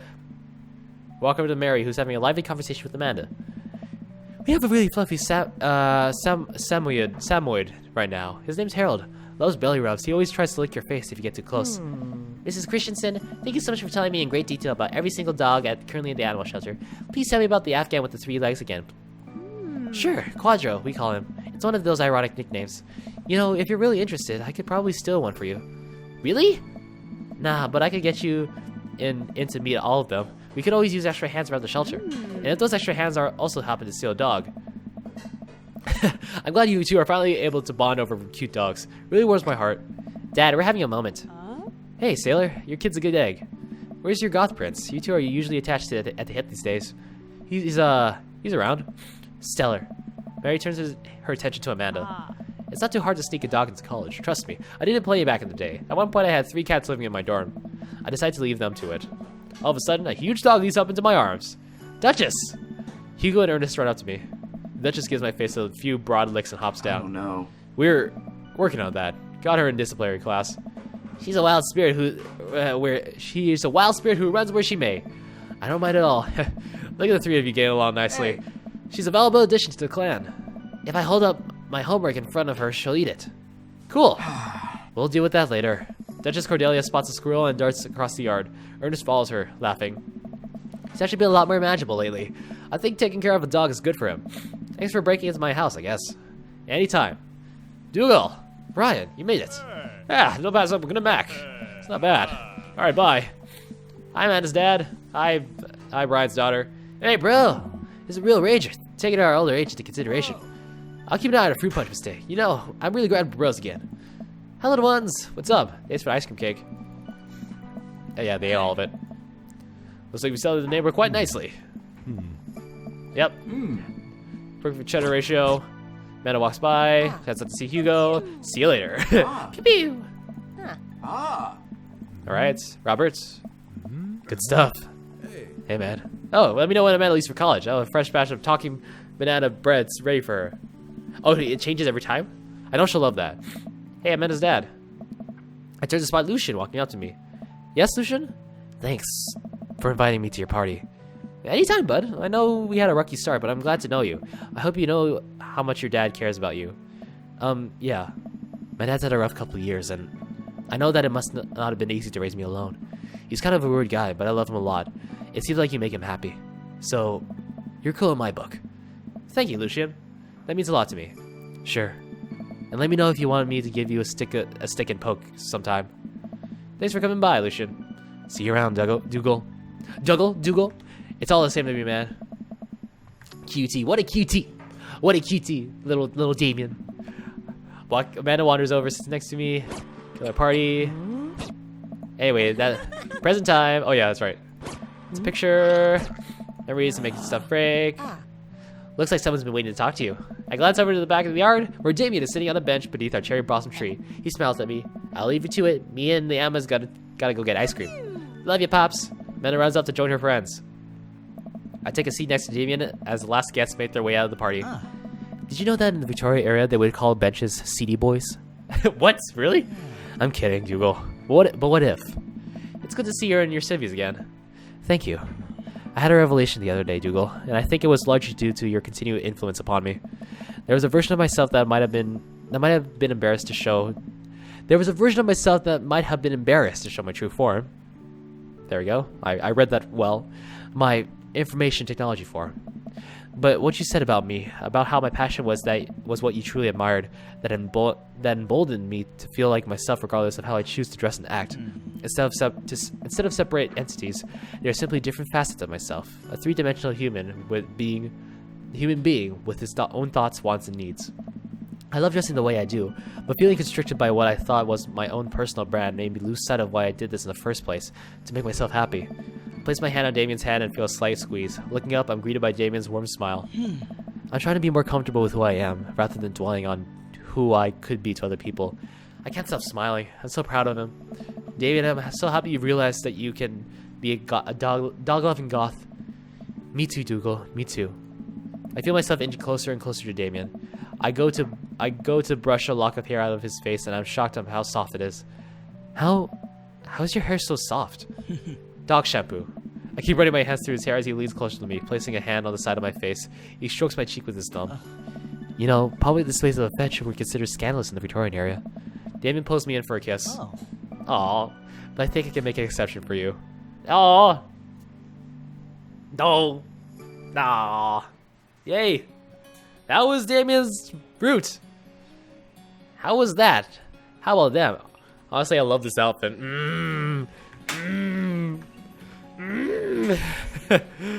Oh yeah. All right. So that was Damien's ending. Daddy. I like that. I quite like that a lot. Learned to warm up to him, and I kind of knew from the beginning that wasn't his whole shtick. Like, no one can be that Victorian era and not have a regular life, right? You know, like if you're an IT specialist and you work at an animal shelter, then that's fine too. That's absolutely okay. Oh, there he is. Oh, at the cemetery. Oh, this is at the cemetery. That's awesome. No shirtless for me. No shirtless Damien goth dad for me. But that was the full picture. That was the best ending we could have gotten for him. Whee! And there he is, lit up on there. All right, so I think we have 3 more dads left. So it's Joseph, Robert, and we have Brian. I kind of want to go for Robert next. So let's see. Hold on. You did it. Yeah, I did it. Yes. Yes, Matt, I did. And I'm gonna take a quick break, if y'all don't mind. And when we come back, though, let me just turn this down. When we come back, we are going to be going after Robert, potentially. I think Robert or maybe Joseph. And yeah, well, I'll be right back in a few minutes. I'll see you guys soon. Don't go anywhere.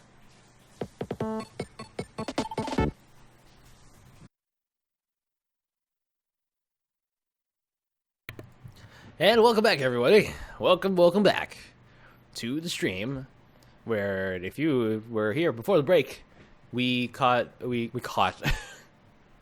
romanced Damien, and now I'm deciding whether or not we should go for Robert or Joseph. Any thoughts? Any thoughts from anybody watching? What do you who do you think we should go for?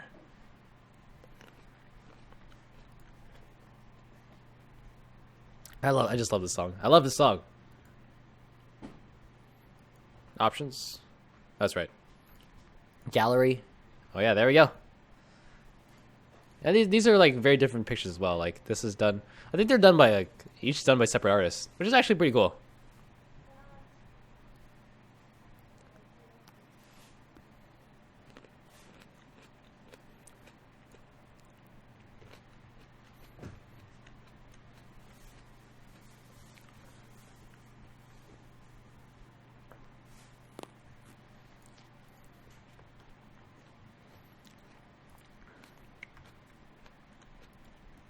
Bum ba dum ba da dee da dum ba da dum ba da ba da da da da. Just gonna tweet this out real quick.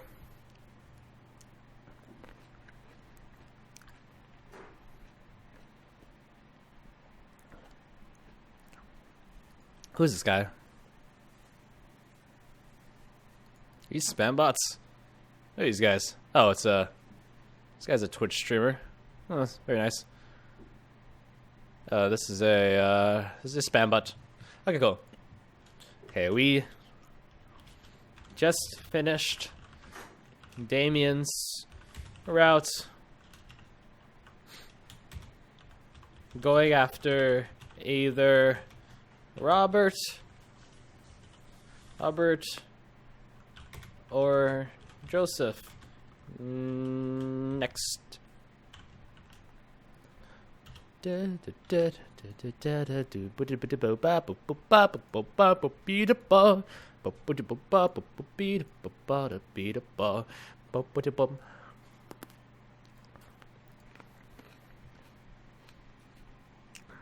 Daddy, la la la la la la.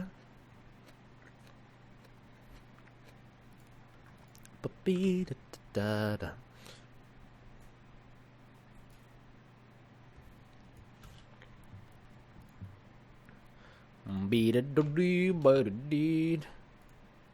Oops, what happened? Oops. There we go. After Robert or Joseph next. And I'll put Damien's picture up.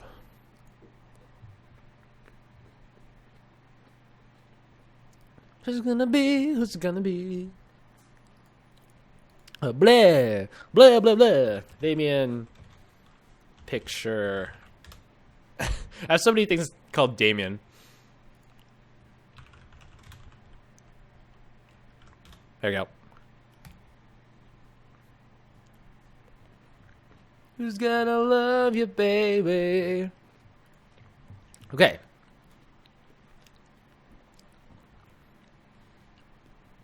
So to save some time in creating a dad, we should continue from our new house. Our very first game, I should say. Let's try it. Let's load that. Let's see what happens. Oh yeah, there's me again. Yay, look at me. Wow. I actually look quite good. Father and I.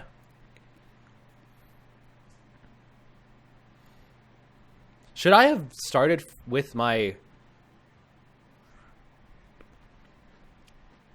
How many endings of June Daddy are there, actually? I need to look this up. How many endings in Dream Daddy? Dream Dad, explain why you can't smooch all the dads. By Kotaku. This was back in July. Why Dream Daddy doesn't let you end up with all the dads? Like at once?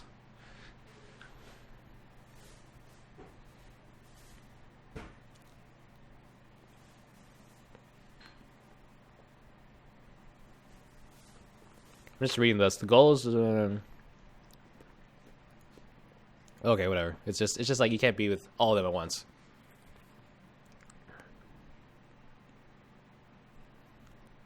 Like all achievements in 3 Daddy. Whoa.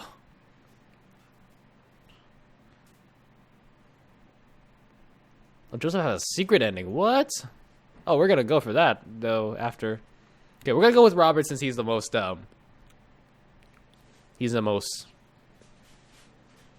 interesting out of them.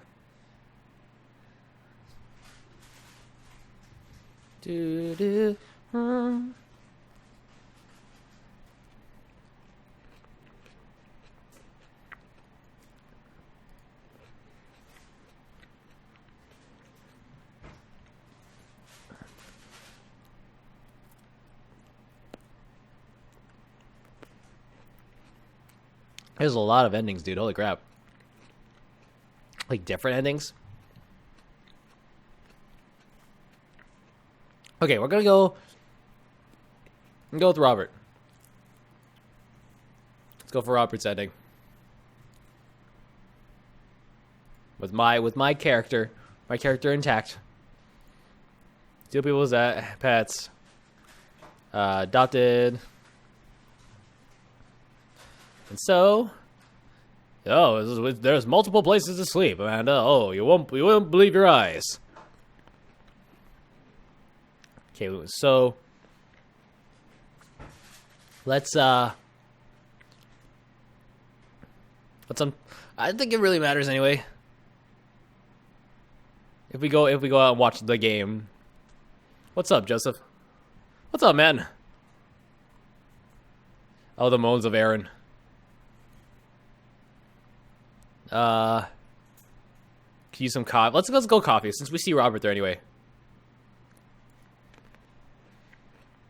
Yeah, that's Amanda. Hello. Godspeed. Godspeed, you. Let's see. Where's the right side banana bread? I need a nap. We just had coffee. I don't care. We saw Robert. We're fine. And then we see Craigie boy. Oh, yeah, it's been a while. Flop down to the couch.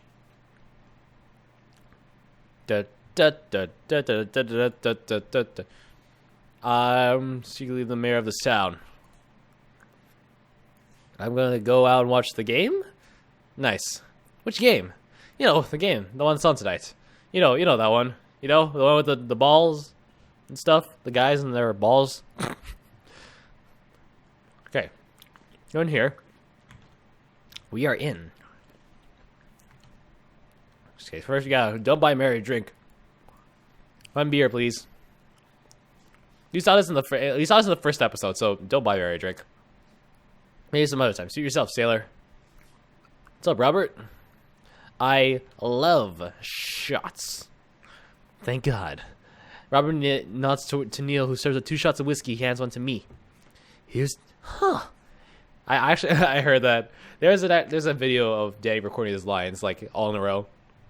Here's to your health. We take the shots. The whiskey burns going down, but I try my hardest to look tough. Wait, I think this is what making friends is. Okay, Jerome. This guy's out of my friend league, but I think if I play my cards right, we'll be pals in no time. Compliment his cool leather jacket. Oh, excuse me. I like your jacket. Thanks. It's been in my family a long time. Passed down from firstborn to firstborn. Curse, some would say. Man, this guy's mysterious and cool. Way cooler than I am, at least. Robert sent us to the bartender for another round. What are you doing here tonight? Running away from my problems. The usual. I like your style. He gets up. Be right back. Got a pal through my nose. Never seen Robert this talkative. He must like you. I guess so. I gotta admit that Robert has a gruff charm to him. If a guy like that thinks I'm cool, then I really must be. Robert comes back from the bathroom and grabs his leather jacket. I'm gonna go home. You headed my way? Robert and I leave the bar and find ourselves walking the same direction. I live in the cul-de-sac down the way. Does everybody live there? Me too. We just finished up unpacking today. Great place to be. Good neighbors. Well, some of them. Who's that? We get to Robert's house, which is just a few houses away from mine. We stop and he turns to me. I don't kiss and tell, Jerome. So are we doing this or what? What? You know, do you want to come inside or not? A wave of realization rushes over me. I blush. No thank you. I better call it a night. Catch you around? Sure. Now, I believe, if you say yes to that, then you and Robert will do the thing, and then you can't get his ending in that playthrough. So, I'm glad I did that. I head home, head buzzing with whiskey. Sweet whiskey. Peace, my guy. Got to do stuff. All right, Matt. See you later, bro. Go do your stuff. Enjoy the college strike. Because you stuck around longer than before, so enjoy. If for those of you who don't know, right now there's a strike going on in Ontario with college strike, where I think college classes are out for the most part, and I'm not part of that. I just have some time this morning to play some games before I leave in a few hours. And I should eat some lunch soon. We'll just do this. I head home, head buzzing with whiskey. What did he mean by are we going to do this or not? I plop down on the couch and I'm asleep before I even get the chance to take my shoes off. A text from an unknown number. Oh, Craig. I gotta go back to sleep, man. Sorry.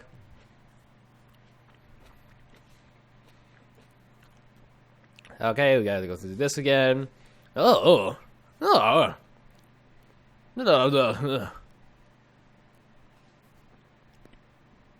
Well, Hugo doesn't like that. We can. What can we do? Yes,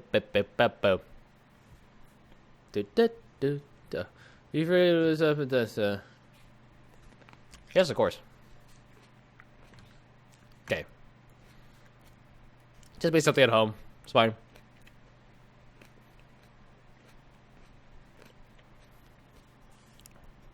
Ba-da-da-ba-ba-ba-ba.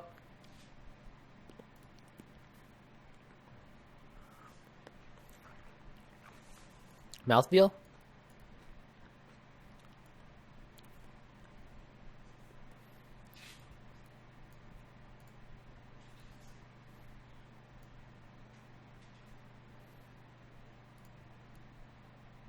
Okay, there we go.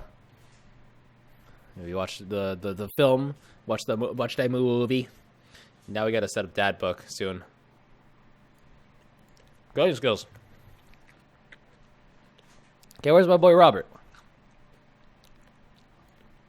Oh yeah, we meet Mary again. Yeah, Brian. What's up? I'm happy there. Shut up, Brian. Damien. They all disappeared. They all disappeared at once. Holy crap. Boom, boom, boom, boom, boom, boom.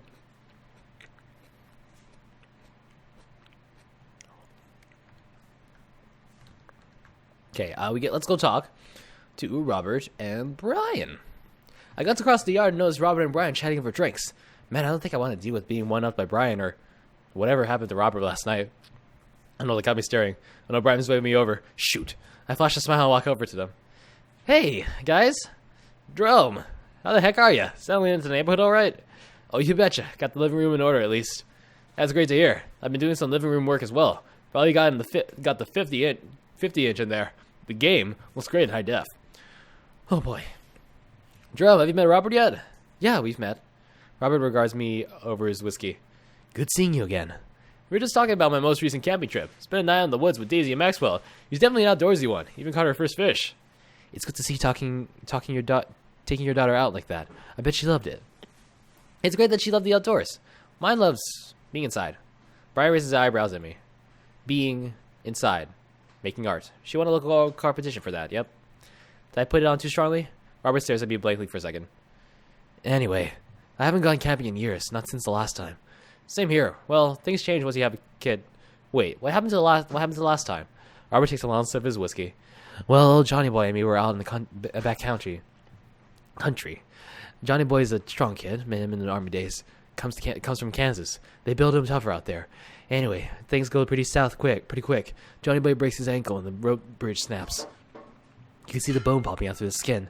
Johnny Boy's screaming out, crying for his mama, losing blood. We're 2 days out from the next living soul, and here I am with my dear friend bleeding out in front of me. I'm able to dress the wound, but now I got a fireman carry a 6 foot 180 pound man. Oh my gosh, excuse me. Over some of the toughest terrain I've ever seen in. I won't lie to you. There were moments during those 2 days when I thought about leaving old Johnny Boy, but you build a bond with the business. I guess that's camping for you. Staring at Spleak, Robert takes another long sip of whiskey. I'm just kidding. My friend John and I went inner tubing down a river and he lost a flip-flop. Miss that kid. Brian and I laughed nervously. Or am I kidding? Brian and I tense up again. I'm kidding. Phew. Or am I? Gotta get the Honda truck. Oh yeah, talking about this. We've seen this before, actually. Okay, burger time. Let's make some puns.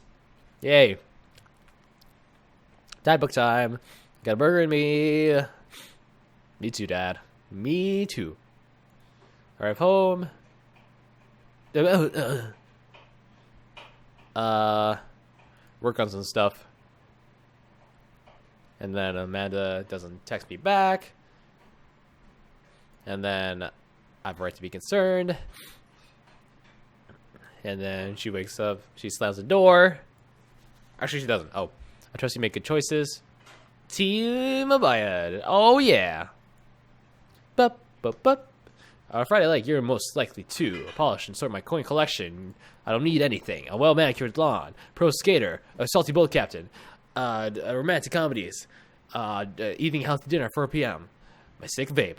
Spend a lot of thinking about a lot more modifications. Profile complete. That wasn't so bad.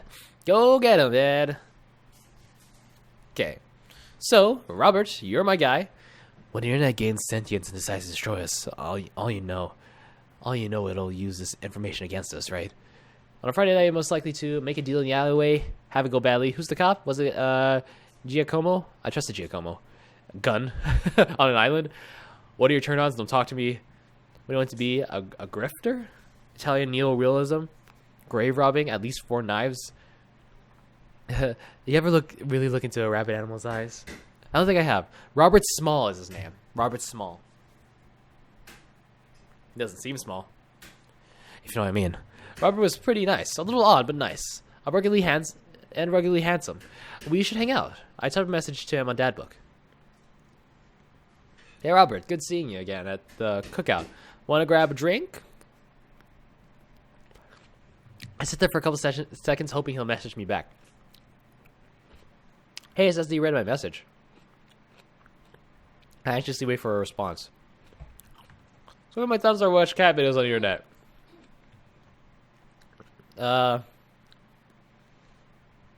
Text you back to me or watch cat videos literally until nighttime. We text you so okay. I'll watch cat videos. I start down a rabbit hole of cat videos, and Robert quickly vanishes from my mind. I didn't realize how long I've been doing this, but by the time I watched maybe my 30th cat video, Robert pops back into my head. I jump back over to the Dadbook and see if he responded yet. Nothing. Well, I guess the guy's busy. Twiddle your thumbs. I get up, walk to the living room, and sit down and turn on the TV. Everything? I guess game show. Ooh, Family Fortune's on. All right, Nicole, your parents are in the lead. It's up to you to win it big. Are you ready? I'm ready. They hook up the contestant to a lie detector in front of her parents. Who is your favorite parent? My mom? Oh, sorry, incorrect. Next question. If both of your parents were hanging off the edge of a cliff, which would you save? This is terrible. I love it. I lose several hours to whatever the hell this was. I get up and walk around my house. My stomach grumbles. Time for lunch, huh? Well, I guess it's time for old Chef Maya to cook a gourmet delicacy. I walk up to the refrigerator and open the door. Let's make microwave some eggs. Let's make a sandwich. I make a sandwich in its entirety while standing there. Who eats plates? The sandwich, a lost art.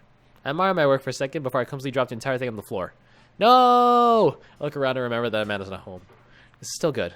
5-second rule, right? I reassemble my sandwich, peeling pickles off the floor and putting them back where they belong, in my mouth. Wait, I'm a wreck. I finish my snack and walk around the house some more, bored. When's Amanda coming home? Oh, I just remembered something. When we were packing up the old house, we found an old basketball hoop that would hang off of a door. It really bring the living room together. I wonder where I put that. I spent a couple minutes poking around the new place until I find it. After installing it above one of the doors of the living room, I'm ready to dunk. Come on and slam, and welcome to Japan.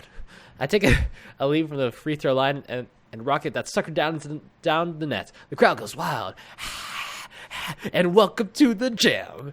Come on and slam if you wanna jam.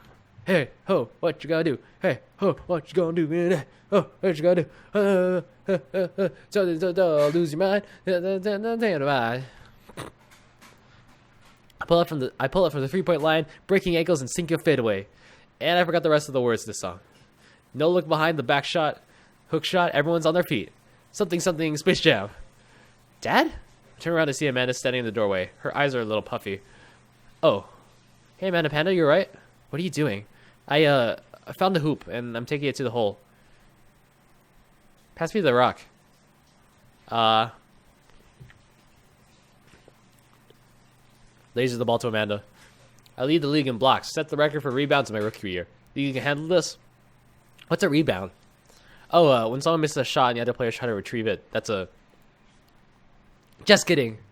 Amanda zigzags past me and tries to lay up into the hoop. Art of War. Amanda, language. Sun Tzu didn't care about language.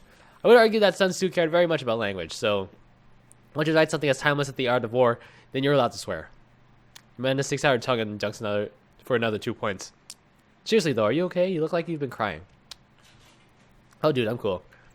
Tell me more about this dog. Gladly. She was a little French bulldog named Jacqueline, and her tongue was permanently stuck out of her mouth. She has a little sweater on. Wow, I probably also would have cried if I got to pet her. So excited for tummy rugs. Oh no, I'm tearing up just thinking about it. Change the subject. Oh, okay, just making sure. Full court press. We ball for a little while, and then we cooked dinner together. We managed to almost not burn down the house this time. Afterward, Amanda and I said, in front of you is a molecularly constructed sweet potato with a brown sugared... Oh, wow. This is literally a jar of baby food. Teller immediately bursts into tears. Are you bad people for watching this? Yes. Just then my computer dings. Huh? What's that? Oh, you probably just got a message. Amanda and I walk over to the computer and check Dad Book. It's a message from Robert. You up? What are you doing? What does that mean? What you doing? What am I doing? You're just chilling. Yeah, just chilling. I check back, just chilling. Amanda deletes the G and hits send. It'll make you look cooler. A couple moments pass by, another message pops up. Wanna grab a drink? Hey, that means he wants to hang out. I know what that means, Amanda, but it's kind of late. Come on, Pops, live a little. I am living, with ice cream, and traumatized toddlers. Well, it's your life, but I think you'd have a lot of fun tonight. You're trying to get to know the neighbors better, aren't you? Fine. I type back a message to Robert asking him for details, and he tells me to meet him at Jim and Kim's. Well, don't wait up for me. I never do. I throw on a nice jacket and run out the door. It's only a short walk to Jim and Kim's, and it's a beautiful night. I walk into the bar and see the usual crowd of barflies drinking beer and watching sports. I spot Robert at the back of the bar and wave hi as I walk over. Hey man, how's it going? Hey buddy. Oh, hey there, Skipper. Robert and Mary are here? Oh. I brought Mary along. Figured we needed a drinking buddy. Oh man, I was excited to get to know Robert a little better. I have to deal with this weird married lady making passes at me. Don't look so scared, kiddo. We're just having a drink. Yeah, speaking of which, I think it's time for the first round. What are you having? Oh, whiskey, straight up. A dad after my own heart, huh? Woo! Robert orders 3 shots of whiskey and passes them between us. Well, this was how I expected my night to be going. Here's the bad decisions and relaxed moral values, fellas. What have I gotten myself into?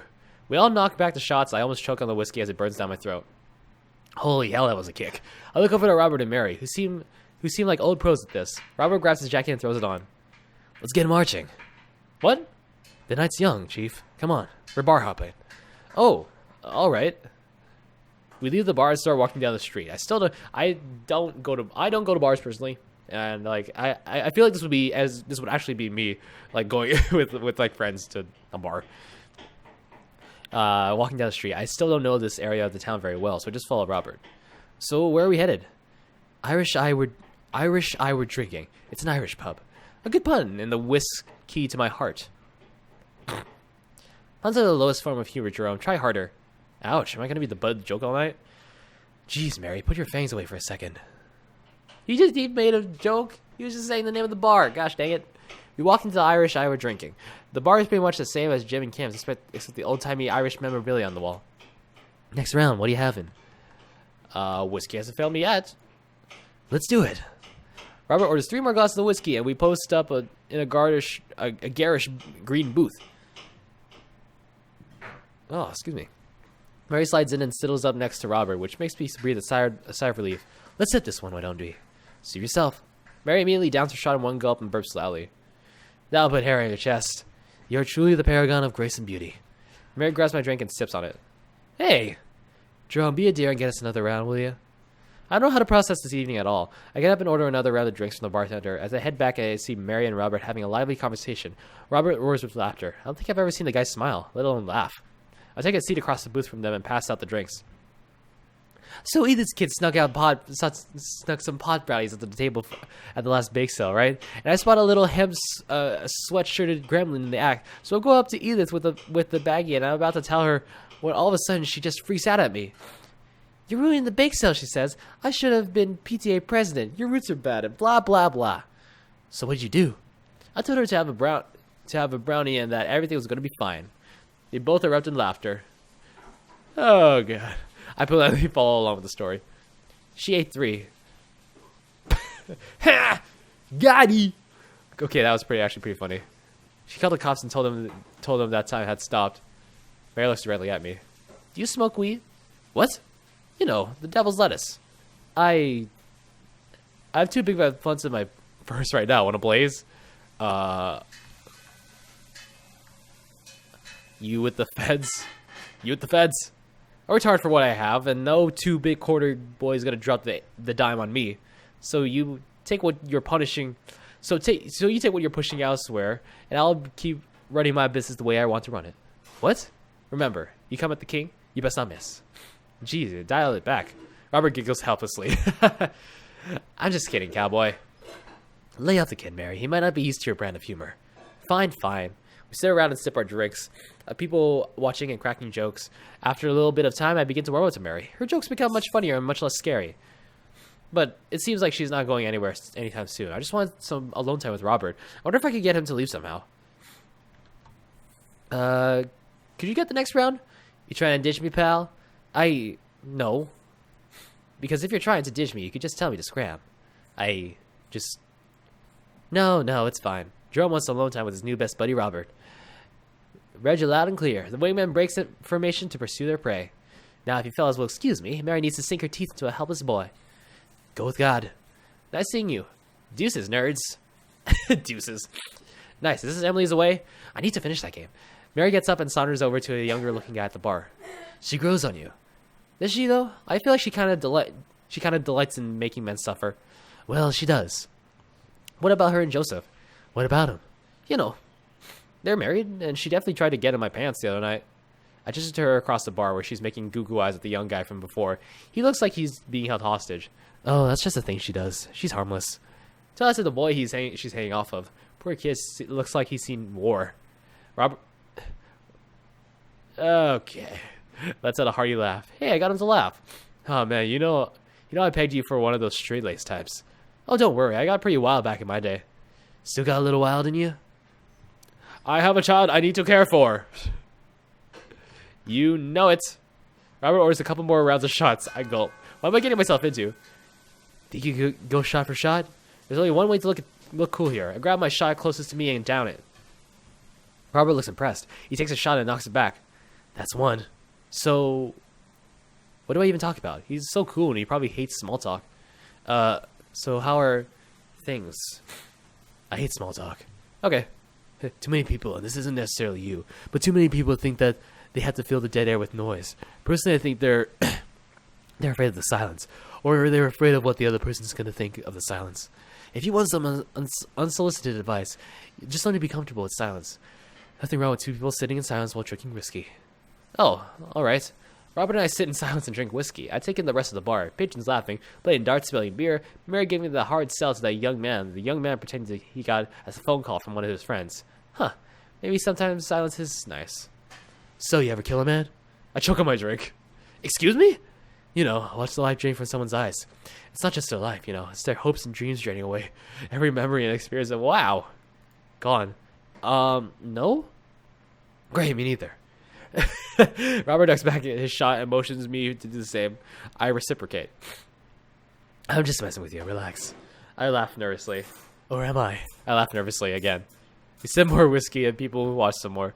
Mary has her sights set on another man after the other one excused himself to the bathroom and, I assume, crawled out the window. Gosh, this whiskey's hitting me hard. You betcha. Robert gets out of the booth shouldering his jacket. Let's roll. Sorry, whiskey, inside voices. Let's roll. Wait, what about Mary? Brother, Mary's gonna be just fine. I look over at Mary, who's lying on the bar in front of some poor sap. She's singing happy birthday to him while he insists that it's not his birthday. Happy birthday to you. Please, miss, get out of my bar. Please, I have a family. Okay. We make our way out of the bar and back into the street. I'm trying my hardest not to stumble, but man, that sidewalk is just coming right at me. I hope Robert doesn't notice me tripping over my own feet like this. This is the first time I've ever been drunk. Where to? You'll see. I follow Robert through street lamp spotlights until we eventually arrive at a rundown strip mall. There's a beauty salon, a sex shop, a computer repair store that looks like it's been closed for 10 years, and finally, a liquor store.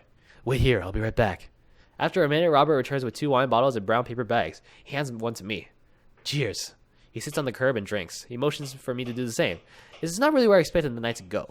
I take a sip. White Zinfandel? What?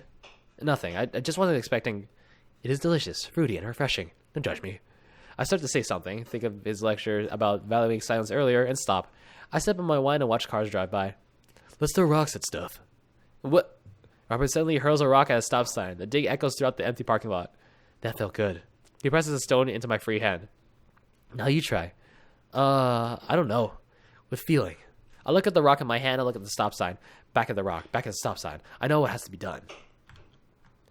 I do, but this one's for you, Pappy. I have an unresolved resentment towards my father, and I'm gonna express it through property damage. I hurl the rock at the side. It sails over the stop sign, right into the window of a parked car, leaving a crack. Dude, run! I leap up and dart out into the nearest alley, wine in hand. I can hear Robert's footsteps behind me. After I'm sure, I'm a rebel, dude. After I'm sure I'm far away enough from the cracked window when I'm no longer capable of this heinous crime, I stop to catch my breath. Maybe we strike rock throwing from the to-do list. Agreed. Suddenly, my stomach growls. Oh man, I am starving. Let's get pizza. Can't argue with that. What's good around here? Actually, I don't even care if it's good. It needs to be edible in my mouth in the next 5 minutes. I know just the place. I follow Robert through the maze of alleys and side streets until we eventually end up in front of a tiny, hole-in-the-wall pizza joint. The bright neon sign reads, Pizza. Nice. Ta-da! I see a few exhausted-looking workers behind the counter tossing dough and pulling piping hot pizzas right out of the stone ovens. My stomach rumbles again. I go up to the counter and get ready to order. Can I get 2 slices of Hawaiian pizza? Oh wait, Jerome, you're cool with pineapple on your pizza, right? Absolutely. Of course. Okay. Let me just go back here for a second. Okay, guys. Pineapple on pizza? Good. It's good. Okay? I'm one of those guys. Pineapple on pizza is the best pizza, all right? Like I have no problem with pineapple on pizza, I should say. So, You could like pineapple on pizza. You could not like pineapple on pizza. Who the frick cares? Pizza is pizza, and whether you like something on your pizza or not shouldn't be like, oh, I hate you now. I hate you for like this. No, people like pineapple on pizza, and that should be that. All right. Anyway, back to the game. Of course, we waited a minute for our pizza to come out of the oven. I'm practically drooling at the smell. The cashier hands us each a giant slice on a paper plate so saturated with grease that I'm worried it will fall apart. We take our pizzas outside and wander through the alleyways as we eat. We take a bite. It's absolutely delicious. Pineapple is truly the best pizza topping. You said it. Man, I feel way better now. You and me both. We hear noise coming out of a slightly ajar door in the hallway. Robert looks at me excitedly. Got any more of that wild in you? You betch. I love my daughter. I should go home and make sure she's all right. You betcha. Good on you. Wow. Robert and I slide the door open and peek inside. It's completely dark except for some flickering light. We slowly creep forward, cautious not to be heard or seen. Oh, shh. Don't judge me so loud. Shh. We come to the end of the hallway and find ourselves standing in front of a movie screen. Oh, this suddenly makes sense. Did we really just sneak into a movie theater like a couple of teenagers? No talking during the movie.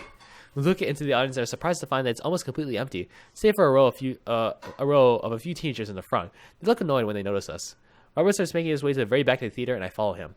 We settle in with our wines and try to make sense of this movie. It's a romantic comedy, I think. A young man is frantically trying to get through New York to find a woman that he's finally realized he's in love with. Kiss already. There's nobody to kiss yet. Who do you want him to kiss the taxi driver? Hell yeah. The kids down the way notice us heckling. One of them speaks up.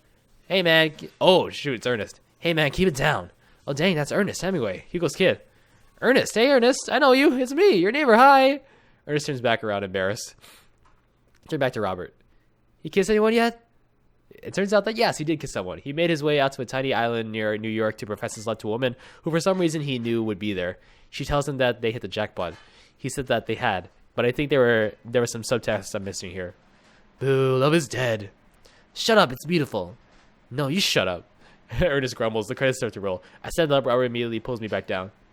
Hundreds of people worked very hard to make this film happen. You're going to sit here and appreciate them. Okay. Look at that. Elizabeth Shelton, she worked really hard. I bet she did lots of good. Wardrobe design. Thank you, Elizabeth Shelton, for this beautiful film-going experience. And Peter and Anders catering fed a bunch of people so that they could have the energy to do their jobs. What a guy. We let the credits roll while Robert individually thanks every member of the crew. Once it's finally over and he makes sure no animals were harmed in the making of the film, we leave the movie theater. Wow. We stumble into the theater parking lot. Can you imagine? Can you imagine being that guy saying like, "Oh, thank you Jennifer Garsh, thank you Joseph." We stumble into a theater parking lot, polishing off the rest of our wine. Hey, guys! Out of nowhere, a rock flies through the air and hits me on the knee. My knee! What the hell? Ernest and his friends stand up in the alleyway, blocking our exit. Oh, what do you guys want? Why'd you go and throw a rock at my knee? This is my good knee. My orthopedist is gonna be pissed. Ernest tosses another rock up and down in his hands. What's wrong with this kid? You ruined my theater-going experience. Now you have to pay. Oh, well, I don't have any cash on me right now, and like, movies got really expensive. Ernest hucks another rock at my other knee. I'm able to jump out of the way, but I didn't properly stretch before physical activity, and I'm probably going to feel super sore in the morning. We ruined it for you? That movie was pretty crappy in the first place. Hey, you take that back. That was a beautiful love story with a really, really genuine acting. You call that good acting? What classistic mainstream slop have you been served to your entire life? What? Have you ever seen any Michael Powell, A Matter of Life and Death, 1946? Easily the toughest 5 minutes of love you'll ever witness. Listen, man. No, you listen. How dare you? That popcorn butt dribbled the mass media shoving down your throat will only make you dumber and sadder. You, of all people, should strive for a higher standard in the art you consume. Your name is Ernest Hemingway for G6. Oh no, now you've done it. Ernest rushes Robert, screaming like a banshee. Ah! I dive between Ernest and Robert, trying to stop the kid. He lunges forward, kicking me as hard as he can in the knee. Ah, my knee! Robert gets between Ernest and myself, as if he's seeing red. My effing knee hurts. Alright, buddy. Talk like punk, you get hit like a punk. Robert squares up into a boxer stance. Queensbury rules. 3-minute rounds with 1-minute rest in between. No low blows, fish hooks, J grabs, or high blows. What? And don't even think about pulling an illegal turnstile. That's an automatic deduction of 3 points. You have to designate a second if you're unable to fulfill your role as a main duelist. One of your friends over there looks like he has enough youthful vivacity to handle it. Hey man, I don't want to get dragged into this. That movie sucked. It's too late. You two are blood bound. If he dies, you die. Sorry, I don't make the rules. Talk to Queensbury. We're just gonna go. Ernest and his friends wearily walk back away. Robert calls after them.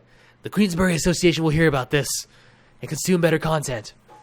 Once the teens are safely out of earshot, Robert returns to me. Were we about to actually fight that kid? Are you kidding me? I would never hit a child. That would be despicable. You throw the rules at them, though. They always bold. Nobody wants a Queensbury sanctioned throwdown. But full disclosure, I made half of that up. Wow. See, you don't even have to know the rules. You just make them up. Come on, let's get out of here.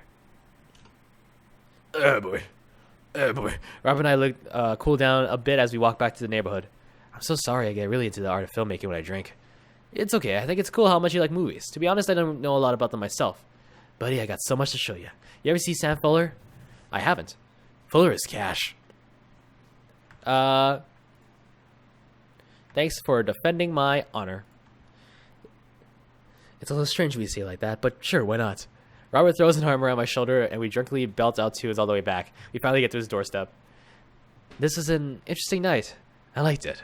A smile forms on his cheeks, a rare sight. Let's hang again soon, yeah? Yeah. I lingered there for a second, swaying drunkenly in the night breeze. Robert clasped me on the shoulder. Night, bud. Robert heads back inside, and I stumble my way back home. Ah, very, very nice. All right. Got a lot of daddy points. Give me that 98 million. Is it the same every time? If it bleeds, we can kill it. Nice. Thank you, Danny.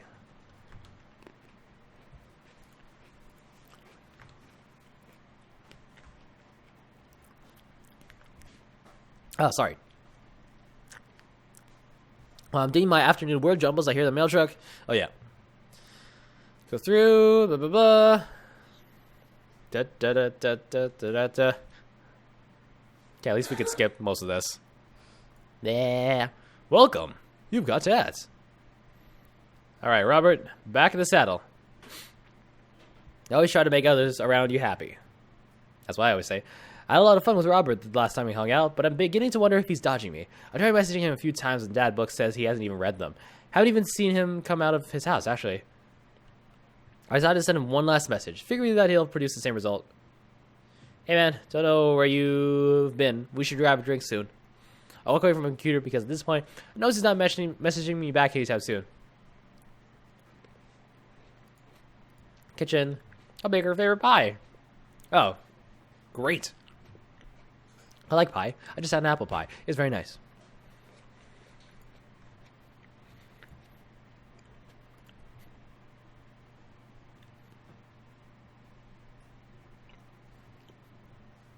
Okay. Just wanted to dance for a little bit there. Nothing wrong with that. Boop. I root through the pantry and pull out all the ingredients. This is an old family recipe that I used to make with my grandmother when I was a kid. I lost the actual recipe card a long time ago, but I think I'll be able to remember how to bake it. I start mixing the ingredients together and for the crust until I get a nice dough. I throw some cherries into the saucepan to make the filling. Normally I don't like to multitask in the kitchen, but this cherry pie is a piece of cake. Pie? It's a piece of pie. I'm making a pie.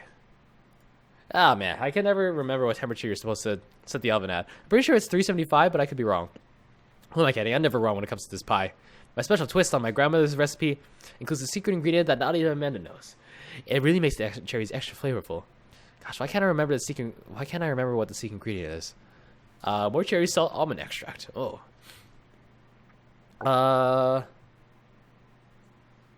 With the matter with okay. Let's do more cherries. Oh, it's more cherries. Duh. Being the most important part of a cherry pie, I truly believe that you can never have enough cherries. Let's turn the cherry dial to 11. Oops, I accidentally poured a little too much in. Way too much in. I'm sure it's fine. Baking is an art, and some of the most beautiful art is made from mistakes. I finally get the pie to the oven. How long am I supposed to leave it in there? 50 minutes? Ah, I'll just wing it. Amanda's going to be so excited. That kid loves a good pie. Have a seat. Yo, Pops, what smells like pie in here? It's pie, sweetie. Amanda darts over to the oven and looks inside. Yes! Hey, it's not done. Be patient. What's your angle here? What? Pies are an objective-based confection. What are you trying to get out of me? I've been leading a double life. I have terrible news for you. I'm actually a pro skateboarder and aspiring astronaut and bank robber. The lifestyle is calling me back, and I must go. One last job. You know how it is. This pie was the only way I knew how to tell you. Well, I appreciate the years we spent together, but a trade-up is a trade-up. Remember me when you're kicking your feet up in Ibiza? Thanks for all the pie. We share a cordial handshake.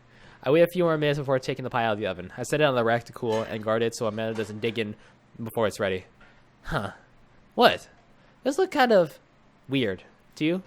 Oh, that's just me taking artistic license on what cherry pie means to me emotionally. I'm just saying this because, you know, It seems like you might have baked this pie incorrectly, and you're currently, right now, trying to pass it off as a good thing. It's art, sweetie. what's the art when you accidentally baked a whole uncracked egg into the center of my 12th birthday cake? Well, what's it art when you tried to make brownies and accidentally created chlorine gas? Well, that's a bit of an exaggeration. Was it art when you just eat the pie, Panda? I cut a few slices and we sit down. The cherry filling oozes out the sides and the buttery crust glistens. I watch as Amanda takes a bite. What's wrong? Is that good? Amanda winces and fans her mouth. No, I just Burned the heck out of the roof of my mouth. This pie is amazing. Sorry for doubting you. I breathe a sigh of relief and take a bite. She's right. This pie is pretty incredible, as it always is. I'm really proud of you for making a pie without breaking the new house down. I got a few dad tricks up my dad's sleeve. Maybe fathers aren't as bumbling and stupid as the media makes us out to be. Maybe we are a society. As a society, we should have a little more respect for fathers as a whole. Dad, your sleeve is on fire. I run to the sink and pull myself out. Probably will be my undoing. Amanda and I clear the kitchen and play a little more living room hoops before she retreats to her room to do homework. I go back to my word jumble. Hey, this one spells cat. She goes by, we eat dinner, scholarship applications, let's start getting ready for bed. Check that, but one last time. Still nothing from Robert. Hope he's okay. I turn on the lights and lie down. Hey. He's really a night owl. Jerome. Hey. Hey, Jerome. Hey, I'm outside. Come outside. What is that? I was just on the verge of falling asleep and climb out of bed and try to identify the source of the digging. My computer screen illuminates the dark room. I walk over to it, ready to turn it off. I notice that's what's happening on screen. Don't make me honk. I will honk. Get out here. I look out my window and sure enough, there's Robert leaning up against his pickup truck in my driveway. I open my door to try and figure out what's going on. Hey. Hey? Wanna hang? I was kind of sleeping. That's so fun. Come hang out. I would argue that sleeping is very fun, but I don't have to be anywhere in the morning. Might as well live a little. Sure. Cool. You plan on going out like that? Look down and realize that I am, in fact, not wearing pants. I mean, I don't mind. Right, 1 second. I throw on my going out pants, shoes, and jacket. I grab my keys and meet Robert back outside. Ready? Ready. Hop in. I jump into the passenger seat in his old red pickup truck. I have to move a few empty cigarette packets and gas station receipts out of the way before I can sit. Robert silently starts the car, and we drive out of the cul-de-sac. Oh. You like Tom Waits?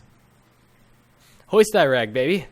Before I could answer, Robert turns up the radio. Yep, that's Tom Waits, all right. He lights a cigarette and cracks the windows. We drive together in silence. So, where are we going? Robert doesn't respond. Robert? Oh, I heard you. Oh, I heard you. He still doesn't answer my question. I look out the window and notice that Robert's taking us to the highway. I twiddle my thumbs. Well, whatever I got myself into. Looks like I'm in it for the night. I settle into my seat and watch streetlights pass by. I glance over to Robert, who's driving intently. He looks tired as he always does, but there's something a little more there that I just can't piece. Say nothing. I remember what Robert said about hating small talk and decided to keep my mouth shut. He noticed me staring. Stop looking so nervous. I'm not nervous. I'm a little nervous. Just hang on. We're almost there. Almost where? I have no idea where we are. I think we're moving at a slight incline, but I'm not so sure. We eventually come to a stop. Robert gets out of his car and I sit for a second, unsure if he wants me to get out too. What are you waiting for? I hastily exit the car. Robert sits on the bed of his truck and pats the space next to him. Oh. Well, this is lovely. Wow. I sit down and take in the view. We're on a hill overlooking the city skyline against the bay. The cool night air rustles some trees near us as lights blink in the distance. Off to the side, I can see an entrance to a dense forest. Man, it's all so gorgeous. This is where I come... What? I'm kidding. What's wrong with you? This is my little spot where I come to think. It's nice. You can see the whole city from up here. It really gives you some perspective. Robert reaches behind him and pulls something out from under his jacket. It glints in the moonlight, and I suddenly realize what it is. Oh shoot, that's a knife! Oh. Please don't stab me. Robert reaches into his pocket and pulls out a small piece of wood. Please don't stab me with that either. Robert takes a knife to the piece of wood and starts carving at it. Oh, I breathe a very audible sigh of relief as Robert looks at me sideways. You think I was gonna stab you just now? What? No. Hate to break it to you, but I did, in fact, bring you out here to harvest your organs. Laugh or play along. Play along. Yeah, well, you think you caught me in your trap, but I knew. For years, I've been putting together the most vile junk food in my body in preparation for this. Come at me, friend, and reap what you will. 2 steps ahead of you at all times. That's how I operate. Ha! Nothing gets past you, huh? Robert reaches into his pocket and pulls out a folding knife that he opens and hands to me. I'm gonna warn you. The last guy I had a knife fight with lost 3 fingers because he didn't know the 8 basic rules of knife fighting. You're familiar, correct? I honestly can't tell whether you're kidding. I'm so many levels of irony deep that I've forgotten what humor is. He and I laugh. Have you ever whittled before? Considering I'm not a grandpa? No. What do you mean by that? Well, I just thought that you would have a block of wood shipped to you along with your first social security check. Jerome, I'll have you know that whittling is a time-honored tradition enjoyed by both young and old alike. That you're dismissing it before you even tried it speaks volumes about your character. Your personal character. There's a lot of lore in Dream Daddy. However, because I've gotten to know you for some time and have come to think of us as friends, I'm willing to attribute it to ignorance instead of malice. What I'm trying to say is, go get that stick. Robert motions to a good-looking stick on the ground, perfect for a potential whittling. I pick it up. The most important thing to remember while whittling is to cut with the grain, not against it. If you cut against the grain, the wood is going to splinter. Isn't that the most important thing? Isn't the most important thing safety? No. Getting hurt comes with the territory. Look at my dang hands. I look at his dang hands. They're calloused and covered in little white scars. They're very nice hands. Can't make a stick omelet without breaking a few hand eggs. What? Oh, is this a minigame? Oh, okay. Okay. Okay, I'm doing good, I think. There we go. What is this? Play along, you're lying. Knitting needle, but only one? You made a useless knitting needle. Okay, we're doing it again? Okay. Okay. This is, tell me about this one. Tongue depressor. I should put that in my first aid kit. Never know when you might need one. You made a tongue depressor. Hooray. Okay, give me another one. Give me one more. Give me... It's interesting. And toothpick. What's the story here? So to make me look tougher. It's working. I think you could take me in for a fight, probably. You made a tough guy accessory. Nice. Is this, what is this? Okay, bup. What's this? Chicken nugget. Please don't eat that. You made Robert uncomfortable. Whoops. Was there any...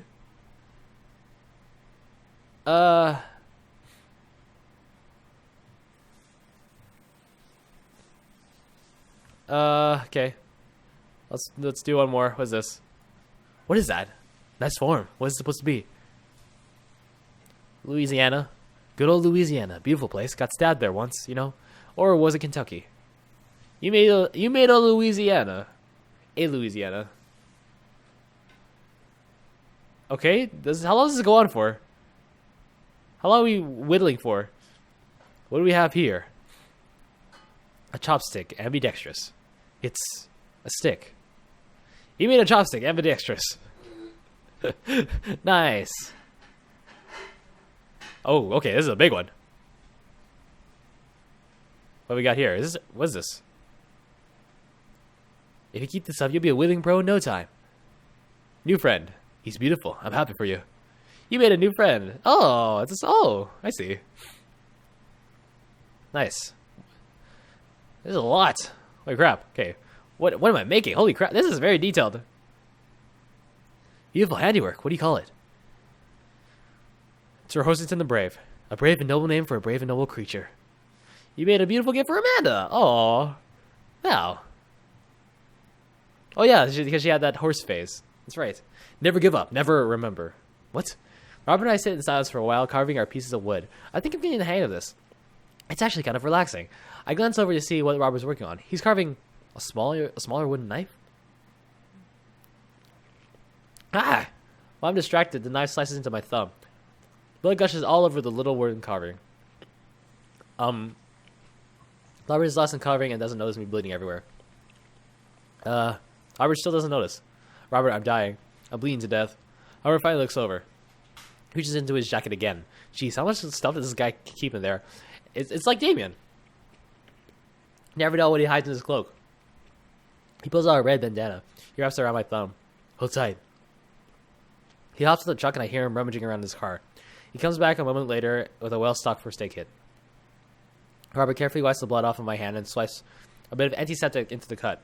With surprising gentleness, he places a bit of gauze on the wound and wraps it all up. You okay? Yeah, I'm good. He hands me what's left of the tube of antiseptic. Make sure to keep that cut clean.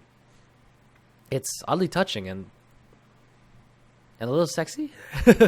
I guess I'm a little whittler now. A real whittler. That you are. Be careful though. You're attracted to the smell of blood. Wait, what? What's attracted to the smell of blood? Cryptids. Tons of them out here, you know. Cryptids? Like Mothman and stuff? Mothman is BS. But yeah, the town is a hotbed for cryptozoological occurrences. You're joking. Oh, how I wish I were. I was kept it myself. Or at least I thought I was. There are things in these woods that we can't possibly comprehend. I think about my entire time in the city. Aside from the occasional stray coyote, I don't think it's too bad. You ever heard of the Dover ghost? I don't think so. Well, let me tell you a story. I was out in the woods here on the weekend camping trip with Betsy. You don't know Betsy, but she's a big pup. Pitbull. Real intimidating. I feel safe around here. First night goes without incident. I get some solitude. Betsy gets to pee wherever she wants. All good stuff. Second day, I get the idea into my head that I could hike deeper into the woods. Probably against my better judgment, but hey, we're just having a fun camping trip, right? So me and Betsy start marching into the morning. Really? It gets a little late, and we set up camp. But what's different this night? Real quiet. I can't hear the birds, the crickets, squirrels, nothing. Dead silence. Then it happens. I hear the most unholy growl I've ever heard in my life. We're outside my tent. Me and Betsy, we go and investigate. We look around the clearing. Nobody's there. But there's this feeling. I'm not sure if I quite describe it. I know something is watching us. Betsy, though, she's scared. Never seen her like that. And when she's scared, I don't know I know that I should be too. Then I see it in the distance, a man, but something that didn't know was a man was supposed to look like made it. It just looked wrong. Big, arms too long for its body, black eyes, just stood there, stared at me. Then it disappears. I hear one yell from Bessie, and I turn around to check at her, but she's gone into thin air. I didn't sleep all night, and I didn't sleep at all in my tent that night. I don't think I've slept right since. You're lying. Lying. Okay, you're full of crap. You think I'm lying? Robert pulls out his wallet and shows me a picture of the beautiful pit bull. Tell that to Betsy. They say that if you listen closely on quiet nights just like tonight, you can hear the howl of the Dover ghost. Howl resonates through the woods. It doesn't sound like a regular howl. It's so guttural, even from far away. Something about it makes my skin crawl. Okay, Robert, real funny. I turn to look at Robert. He's white as a sheet. You're messing with me, right? I was messing with you. Up until literally just now. I totally made that camping story up. I strain my eyes to scan the forest line, trying to see where the howl originated from. Off the distance, I see something. It's so far away, I barely can make out the shape. It looks human, but it's dragging something. Do you see that? We should go. Robert and I slowly back away and get to the truck. He turns off his headlights, and we make a slow crawl away, back onto the road. I'm too scared to look back. What was that? The Dover ghost, I guess. I chuckle nervously. This time he doesn't seem like he's messing with me. Or maybe someone illegally dumping garbage on a wildlife preserve? Yeah, that's the story we'll tell ourselves. We sit in silence for a little while longer. The fear of whatever that was slowly subsiding as we get closer to the city. Thanks for coming out. This was fun. I'm sorry I haven't been in touch. I'm just been in a way lately. I had to get out of the house. Had to be around somebody. You doing okay, man? Robert thinks for a second and lights another cigarette. Been doing a lot of thinking. He takes a long drag. As I get older, I feel more and more that I'm just drowning in the sea of regret. I was so busy chasing after these things that that I thought would make me happy, that I didn't think about anyone else. All I cared about was myself. I didn't even think. Robert stops. I wait for him to finish his thought, but he just stares at the road. Maybe I'm just built like this. Or maybe I do it myself. Maybe it's my own choice that I'm as unhappy as I am. I try to think of something to say. I remember all the times in my life when I've been sad. There's a great many of them, but there's always a light at the end of the tunnel. Something I held on to that kept me going. But there's something so resigned about the way Robert's talking. I'm glad that you told me. It must have taken a lot for you to want to tell somebody this. You're a mysterious guy, Robert. You don't have to be. Do you ever wish you were a better father? I think about it for a second. All the time. You can read all the parenting books you want, but nothing will ever prepare you for raising a child. There's so much stuff I regret or wish that I could have done better, but I don't have the answers. I don't know if anyone does. It's funny. I look at you and your relationship with your daughter, and it seems perfect. It isn't. At least you're there for her. I stare out the window at the blur of the passing trees. I just hope I'm a better father to my kid than my dad was to me. What did your dad do? It's more about what he didn't do. He was quiet, stoic. I don't think he ever told me that he loved. I don't think he ever once told me that he loved me. He cared about his work, more about his work than he ever did about me or my mom. Do you hate him? No, I used to, but after I became a parent, I just kind of feel bad for him. He missed out on my whole childhood. When I think about all the happiest moments of my life, they're all with Amanda and Alex, and he just wasn't there. It hurt like hell when I had to leave him to die in that Belarusian prison. What? I turned and smiled at him. No, he's retired in Florida with my mom. We go there every Christmas. He was to break out of the laughter. He passed me on the shoulder. We drive the rest of the way in silence, listening to the radio and watching the bright lights of the city grow bigger. Robert drops me off at my place, and I'm about to close the passenger door. As I'm about to close the passenger door, I realize that I still have Robert's pocket knife in my jacket. I pull it off and offer it back to him. You hold on to that. Never know when you might need it. Night, Robert. Have a safe drive home. Robert smirks, then pulls away. Then he immediately pulls into his driveway, which is one over from mine. He gets out and waves. Nice. I tiptoe into the house, careful not to wake Amanda up. Whoa, where'd you come from? I look around and spot Amanda coming out of the kitchen with a glass of water. I thought you were sleeping. Oh, Robert woke me up to go cryptid hunting. You know the Mothman is BS, right? Amanda, you know what? It's fine. I think about the conversation I had with Robert in the car as Amanda starts walking towards her room. Hey, Amanda? She stops. I love you. It's weird when you say it outright and sincerely like that, but I love you too. Night. I chuckle to myself, then finally decide to go to bed. Yay. Is that it? Yeah, they complete. All the daddy points. Give me that. That doesn't add up, though. Uh-oh, where'd my pants go? Oh, man, I love Dan. I love Danny. I love me a Dan boy. Do-da-do-bo.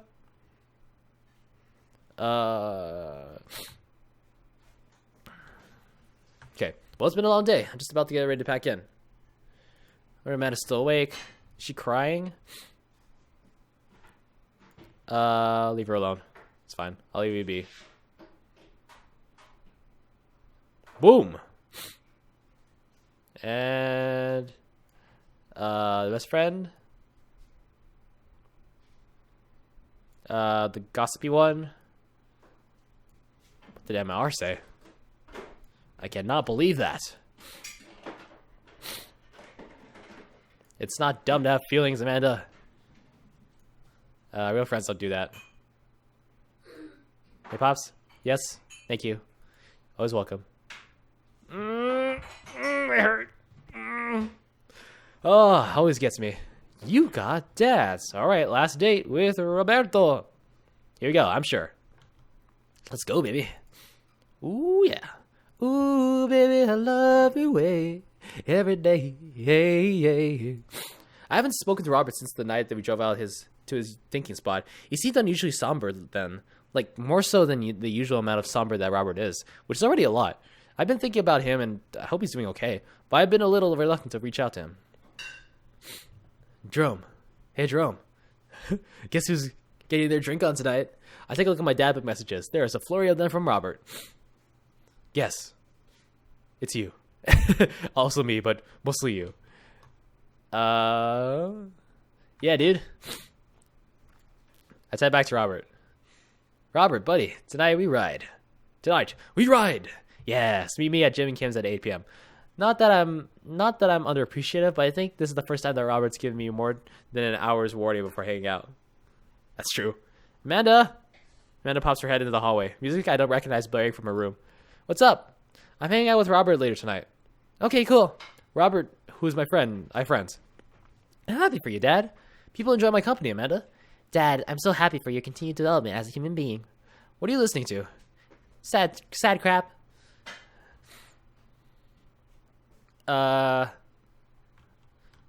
So from the walkthrough says here, this session is where you can unlock a hidden achievement. After Amanda swears, pick the I don't care option, and this should earn you the let Amanda say censored achievement. Let's do that. I don't give a crap. Amanda, like, you know what? You're an adult now. I gave you an earnest effort for all 18 years of your life. Go forth and swear. Heck yeah. I really hope I don't regret this later. Amanda goes back to her room and turns up the volume to her sad crap.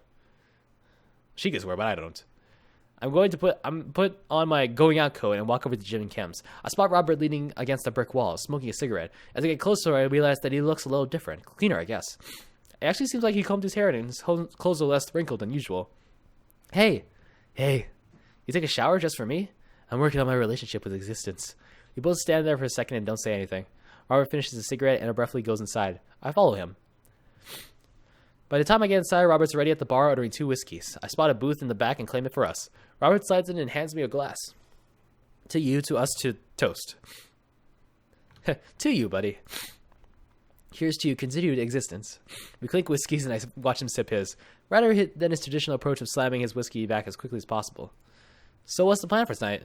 Hit some other bars, maybe grab some pizza. I think that'll kill some time before we go burn down that old abandoned house in the woods. It's definitely not as fun if it's abandoned. Mary pops over the back of the booth, a glass of wine in her hand. She punches Robert in the shoulder. Where was my phone call? Sorry, busy. I figured you were busy sinking your teeth into some poor sap. I am. He's right here. I look around the booth to see a guy sitting across from her. He waves meekly. You replacing me with this new kid? Mary, I could never replace you, whether I wanted to or not. Mary leaves her booth and slides in next to Robert. The guy she was sitting with looks mildly relieved. She eyes Robert clean pressed clothes up and down suspiciously.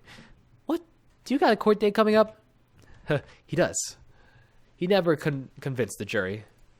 He would have had to shave first. Seriously though, what's with you? Robert stares down at his drink, suddenly looking serious. It's Pappy. Doctors say it's cirrhosis of the liver. I told that old bag of bones to quit with the sauce, but it's all he's ever known, especially since Ma's gone. That's why I invited you out tonight. Just didn't want to be alone. Oh, come on. Jerome, don't be a butt. You know the one thing Robert doesn't joke about is his Pappy. Whoops. They're giving him 2 months. So I gotta help him straighten out his affairs. Roberts, I'm so sorry. Robert takes a long look at his whiskey, eyeing it in the dim glow of the bar's lights. I look at his life, then I look at mine, and I know history is just doomed to repeat itself. Oh my gosh. I'm just kidding. He's retired with his new girlfriend in Acapulco. They watch the sunset every night. Probably screw like donkeys. Wait, aren't the rabbits the one who screw a lot? Oh, sorry. Didn't realize you were an expert on which animals screw a lot. Please stop saying the word screw. Robert finishes his drink and slides it away from him. He gets up out of the booth. Me and Jerome are going to hit the bricks. Get him with? Mary casts one last glance at the sad staff she's been hunting down the rest of the wine. And downs the rest of the wine in one gulp. His place is dead anyway. We exit the bar and find a typically empty street filled with a small crowd of people. At the front is a guy with a really deliberate attitude and bad posture. He carries a lantern that he shines up at his face for dramatic effect. So what's going on? Looks like one of those walking ghost tours. They do that in this part of the town all the time. I've always wanted to do one of those. You know all the stories are fake, right? Pretty much all my stories are fake. This is research. Robert makes a beeline towards the back of the group. He turns around when he notices that I'm not following him. Come on. We can't just crash it, can we? Don't be such a square, Jerome. Just act like you belong. Robert sidles up to the tour group. I reluctantly follow into step behind him. Well, here goes nothing. Hey! Oh, it's Quizmaster. It was in this place in 1694, the most infamous witch trials were held. To date, we do not know if the people burned at the stake were actually witches, but it is widely reported that the ghosts still haunt the hapless dive bars to this very day. was actually 1692. What? And the site was over by a coffee shop down the road. I'm sorry, who are you? Daniel McSturgis, ghost historian. And this is my colleague, Dr. 90s reference. Dr. 80s reference. Dr. Loomis, paranormal investigator extraordinaire. We're touring America's most haunted locations as research for our new book. You may have seen our guest cameo in Paranormal House Hunters Extreme Edition. A couple of people in the group start nodding. Man, Robert's good at this. Aye, are you guys part of this group? I don't remember seeing you at the first stop. We like to keep a low profile, easier to catch ghosts that way. They've definitely been here. I've been standing next to them the whole time. Thank you, random lady who I do not know. As I was saying, the epicenter of the paranormal activity can be found at the Coffee Spoon over there. The man who runs it has been plagued by hauntings since he signed the lease. Dang near driven him mad. But whatever you want to say is cool, I guess. It's your tour. Matt, didn't know that about Matt. Wait, Robert's making this up.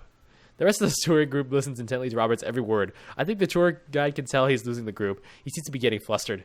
Thank you for your contribution and knowledge, Mr. McSturgis. Let's move on to the next haunted location. Robert, Mary, and I follow the group down the street.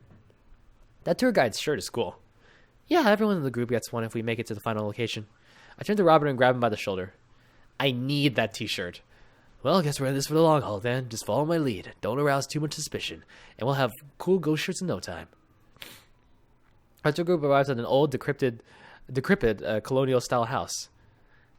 A quick pause in the tour. My name is Quinn, but most people on the ghost tour circuit call me Tour Master Quinn. I'm a DJ, trivia master, and part-time actor. I do private ghost hunting events, birthday parties, MC bar mitzvahs, and perform traditional vaudevillian mime work. Tour Master Quinn gives out headshots to all of us. His resume's on the back. Stage combat experience. Anyway, here's a little bit of history for you all. This was the home of noted American author Dorothy Pembridge, whose prose was widely popular in the late 19th century. It was in the attic of this very home where she wrote such classics as The Diaries of the Victorian Mistresses, The Mistress, Lady Fitzwilliam's Courtship, and The Ghost of Sea Captain Reginald Barclay. That's a cool freaking name. She unfortunately died of consumption shortly after the turn of the century, but several people have reported that on some nights you could see a light from the attic, where the ghost of Miss Pembridge continues work on her latest bestseller. I guess you could say that she was consumed by her work. No reaction from the crowd. My wife. Actually, consumption is the popular cover-up. No known fact that it was a murder-suicide. I'm pretty sure she died of consumption. Sure, and we definitely didn't hire Stanley Kubrick to elaborately fake the moon landing. That's the watered-down, censored version they teach you in school. But if you can't handle the real story, I understand. It's not for the faint of heart. Can we... I think everyone would much rather hear this world-renowned ghost historian has to say, right, everybody? The group members in agreement. This is a topic we cover extensively in our book. Dr. Loomis, would you care to tell this story? Go with something I know. In the 19th century, Dorothy Pembridge was credited for protecting New York City from potentially world-ending paranormal forces. Despite her success, her ragtag group of ghost hunters were disbanded by government officials. However, after learning that the ghost of Vigo the Carpathian has taken interest in her son, her and her ghost busting, friends launched a mission to defeat the ghost and once again save New York City. Hey, isn't that the plot to... Nope, it's not. The tour guide sees this as an opportunity to take back the group and addresses us with some razzle-dazzle. Haha, what an interesting story. Now I just want everyone to know that the next location is extremely terrifying. If anyone thinks they can handle it, feel free to excuse yourself. Alright, I'm bored. Mary turns to a young guy looking at his phone and taps on the shoulder. Hey kid, fancy buying a gal a drink? The guy looks up at her and smiles. Only if the bar is haunted. Honey, I can show you the most haunted place in town. I think that I could exercise your demons, if that's what you're looking for. Don't write checks. Your fun, kid. His eyes go wide. Mary salutes me and Robert. She suddenly pulls me into a hug and murmurs to my ear. When you know Rob for as long as I have, you know something's wrong. Keep an eye on him for me tonight, okay? Sure, Mary. Good man. Mary pats me on the back and pulls away. She takes the guy's hand and leads him down the street. Take it sleazy, fellas. God help that poor soul. Mary or the kid? Both. That means poor souls. Our last stop, the burial ground, is where it is such a hotbed of horrifying paranormal activity that I'm not even sure where to begin. There's the wailing ghost of the Wharf Man, the vampire of Maple Bay, the children of the moonlight. What about the Dover ghost? By this point, the tour guide is clearly irritated with us. What about it? Oh, nothing. I just think it would be a crime to come all this way to the cemetery, the actual origin of one of the New England's most notorious paranormal entities, and not to even mention the infamous Dover ghost. That's not a real thing. That is absolutely not a real thing. I think someone needs to brush up on their paranormal history. I know tons of paranormal history. I know every ghost story in this area. I can guarantee that there's one you don't know. Robert looks over at me and smiles. Would you folks care to hear the tale of how Loomis and I met? No. The entire group shushes the tour guide. Okay, fine. Tell the story. Well, it was a dark and stormy night. I wasn't always a paranormal investigator. Way back when, I was just a traveling grifter. Moving from town to town, always looking for my next mark. It wasn't an easy life, but I had fun. Taking from the rich, giving to the poor. Actually, also taking from the poor. I had a shaky moral foundation. I happened upon the quiet town of Maple Bay, quite by accident. But little did I know that the city had a dark side. Now, about the same time, I was just starting out as an apprentice to a rather famous ghost hunter who was an old family friend of mine. I carried the equipment, operated the EVP machine, that is all. All that. Wait. Yes? Who was the famous ghost hunter? Well, I don't like to name drop, but Georgia Mathers. The tour group gasps. Georgia Mathers? She's a legend. You know her? Knew her? Amazing woman. Died mysteriously. Miss you, Georgie. Anyway, we were in Maple Bay investigating some reports of strange lights and sounds coming from the cemetery late at night. Now we had been warned by the old crypt keeper that the place was highly dangerous, but Georgie was never one to shy away from an adventure. We camped down in the center of the cemetery for 3 nights straight. We endured your so-called wailing watchman. Wailing ghost of the Wharf Man. Whatever, your stupid vampire was just a teenager in a mask. But the ghost Dover, man, tell him, Loomis. So there I was, just walking back to my hotel after a long day of working a couple short cons. Classic pigeon drop scam. Putting out feelers for a rip deal. I was going to steal a baby, probably. Would have made me rich. I found myself walking past... Oh, I've got to blow my nose.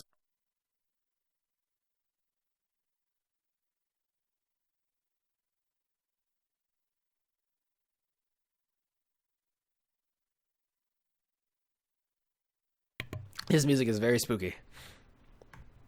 I found myself walking past the very cemetery. I was never a very suspicious man, but something seemed off. I could hear some sort of commotion happening deep within the graveyard, and I felt compelled to investigate. And thank God you did. Georgie and I were conducting a seance in the mausoleum. At first, things were pretty normal, but after about an hour, everything went south. Playing back the EVP meter, we were able to hear a single word. Run. The air suddenly went cold. Something was very, very wrong. I knew we weren't alone. We started to hear this faint, distant scraping noise, like something being dragged across the ground. It got louder and louder until it was deafening, like some kind of demented howl.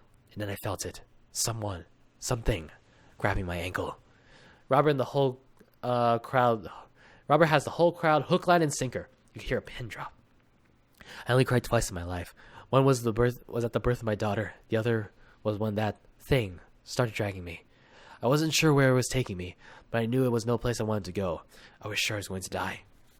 The moment I crossed the gate into the cemetery, I heard this god-awful screeching.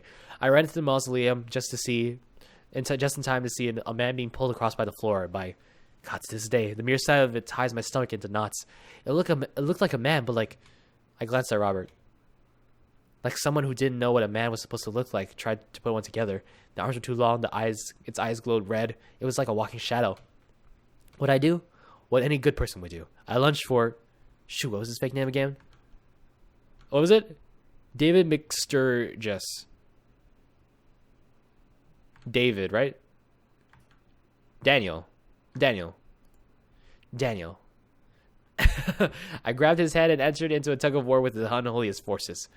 I thought I was going to be torn in half, but I had God on my side. The pocket Bible I always kept on me fell out of my shirt pocket, and to this day I can remember what passage it folded up to. Ecclesiastes 12:7. Then shall the dust return to the earth as it was, and the spirit shall return unto God who gave it. I have no idea where Robert pulled that verse from. With a horrifying growl, I don't think that's even a real chapter.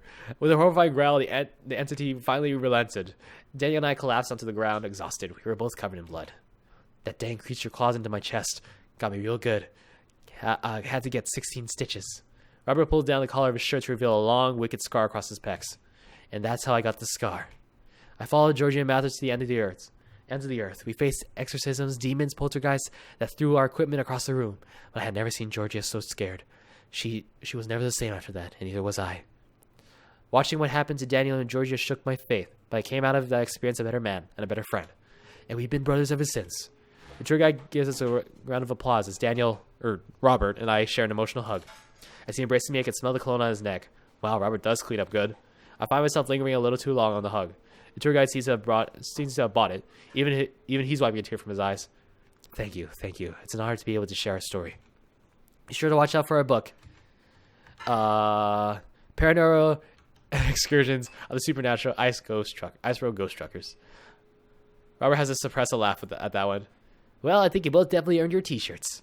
The tour guide hands us the coveted t-shirts. He then slips us both his business card and leans in close. If you guys are ever in need of a professional actor, balloon animal artist, Elvis impersonator, or nude model, please don't hesitate to contact me. You got it, buddy. Sup. After a couple of tourists take selfies with us, that was an amazing story. A round of applause for Robert. Amazing. And I got some pretty good improv in there as well. After a couple of tourists take selfies with us, we split away from the group and walk home. That was incredible. I really can't believe they bought all of that. I didn't know you had it in you, Jerome. Excuse me, Dr. Loomis. That bit about the pocket Bible was aces, although giving the Dover Ghost glowing red eyes was a little cliche. And the Kubrick conspiracy theory bit wasn't. All a part of the character. Well, we got the shirts out of it. We arrive in front of Robert's house. Want to have a drink? Is that even a question? Robert, how long have you known me for? Do you really think I would turn down the opportunity to share a fine alcoholic beverage with my treasured friend and accomplice, Mr. Bobbert Small? If you ever call me Bobbert again, I will kick you right in the shins. Both of them. Then you can expect an angry phone call from my orthopedist in the morning. Bobbert. Robert just laughs and starts unlocking his door. My shins live to die another day. Robert leads me inside. I can't help but think about what Barry said to me. Robert did seem a little off, but that completely disappeared when we were joking around with the ghost tour. I don't know. He's hard to read. Well, I'm thinking. I hear Claw skittering across the floor. Oh gosh, it's his pit bull. I'm about to be torn to shreds. I shut my eyes tight and brace for impact. Betsy, hey, be nice. I don't feel anything but tiny paws scratching at my shoes. I open my eyes. Betsy? Oh, it's this dog. Robert's dog jumps away from me, running around in circles and sniffing Robert's legs. He pats her on the head. Hey, that's not a pit bull. Hey, that's not a pit bull. This is the cutest, dumbest Boston Terrier I've ever seen. Betsy, you're not a pit bull. You're not taken by the Dover Ghost? Betsy's made of tougher stuff than that, ain't you, girl? Betsy rolls over for some well-deserved belly rubs. I just keep a picture of a large pit bull in my wallet in case of comedic emergencies. We make our way to Robert's living room. For a quiet man with arguably the oldest pickup truck that can be legally driven, his place is amazing. There are sleek modern appliances throughout this room, and with a big flat-screen TV mounted on the wall. He has shelves upon shelves of DVDs. I guess he wasn't lying about being really into cinema. He pours us both glasses of whiskey from a well-stocked bar in the corner while Betsy curls up on a pile of cushions. I want this dog, dude. So, how did you really get that scar? And don't tell me you got it for fishing for Alaskan king crabs in the Bering Sea or something. You trained me too well. Robert laughs and takes a sip of his drink. My daughter and I were riding our bikes. I hit a rock, flew over the handlebars, and then we went to the hospital. And that's that. Not a very interesting story. I've never heard you talk about your daughter. Well, I have one. That's her. He points to a picture on the wall of a very serious little girl with dark eyes. Yeah, that's definitely Robert's daughter. How old is she? 25, 26, not too sure. Does she live around here? No, Val lives back home in Brooklyn.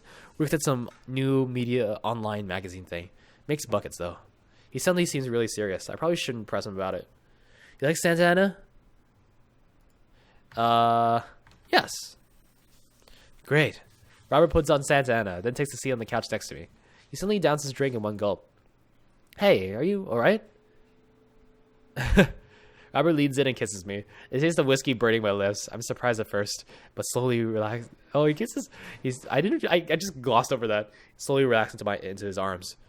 He pulls away slightly, his lips barely brushing against my mouth. I am now. I can't say anything. At best, managing a sigh. Robert leans in again, kissing me harder. He pulls my bottom lip between his teeth and bites slightly, sliding a hand down my shirt. My heart pounds in my chest as he lies us both down on the couch. He kisses a trail down my neck, his teeth grazing my skin. I just... Wait. It's not that. Robert bites down, I have to stifle a moan. Stop. Robert stiffens up and pulls away. No biting? No. I'm more than okay with that. Something's up. Robert runs a hand through his hair and looks away. I'm fine. I've just been kind of stressed out. Tired. Not a big deal. Push it.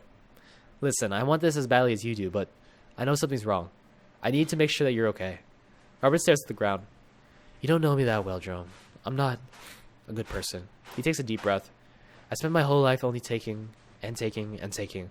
And here I am, an old broken man sitting on top of a pile of everything I've ever taken, alone. But I want you to know. I want to know you. You don't have to keep hiding behind fake stories and acting like you don't have feelings. He sighs heavily.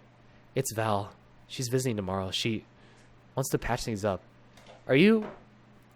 I'm sorry, but is this a bit? No. When was the last time you saw her? 3, 4, I think. Months? Years. I sit up straight. Jeez, Robert, what happened between you two? What happened between you two? I don't want to talk about it.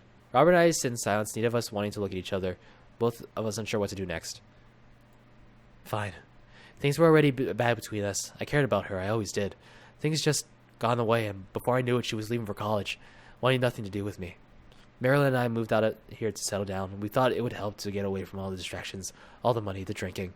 But temptation gets to you. I tried to be better, but I just couldn't. And then the accident changed everything.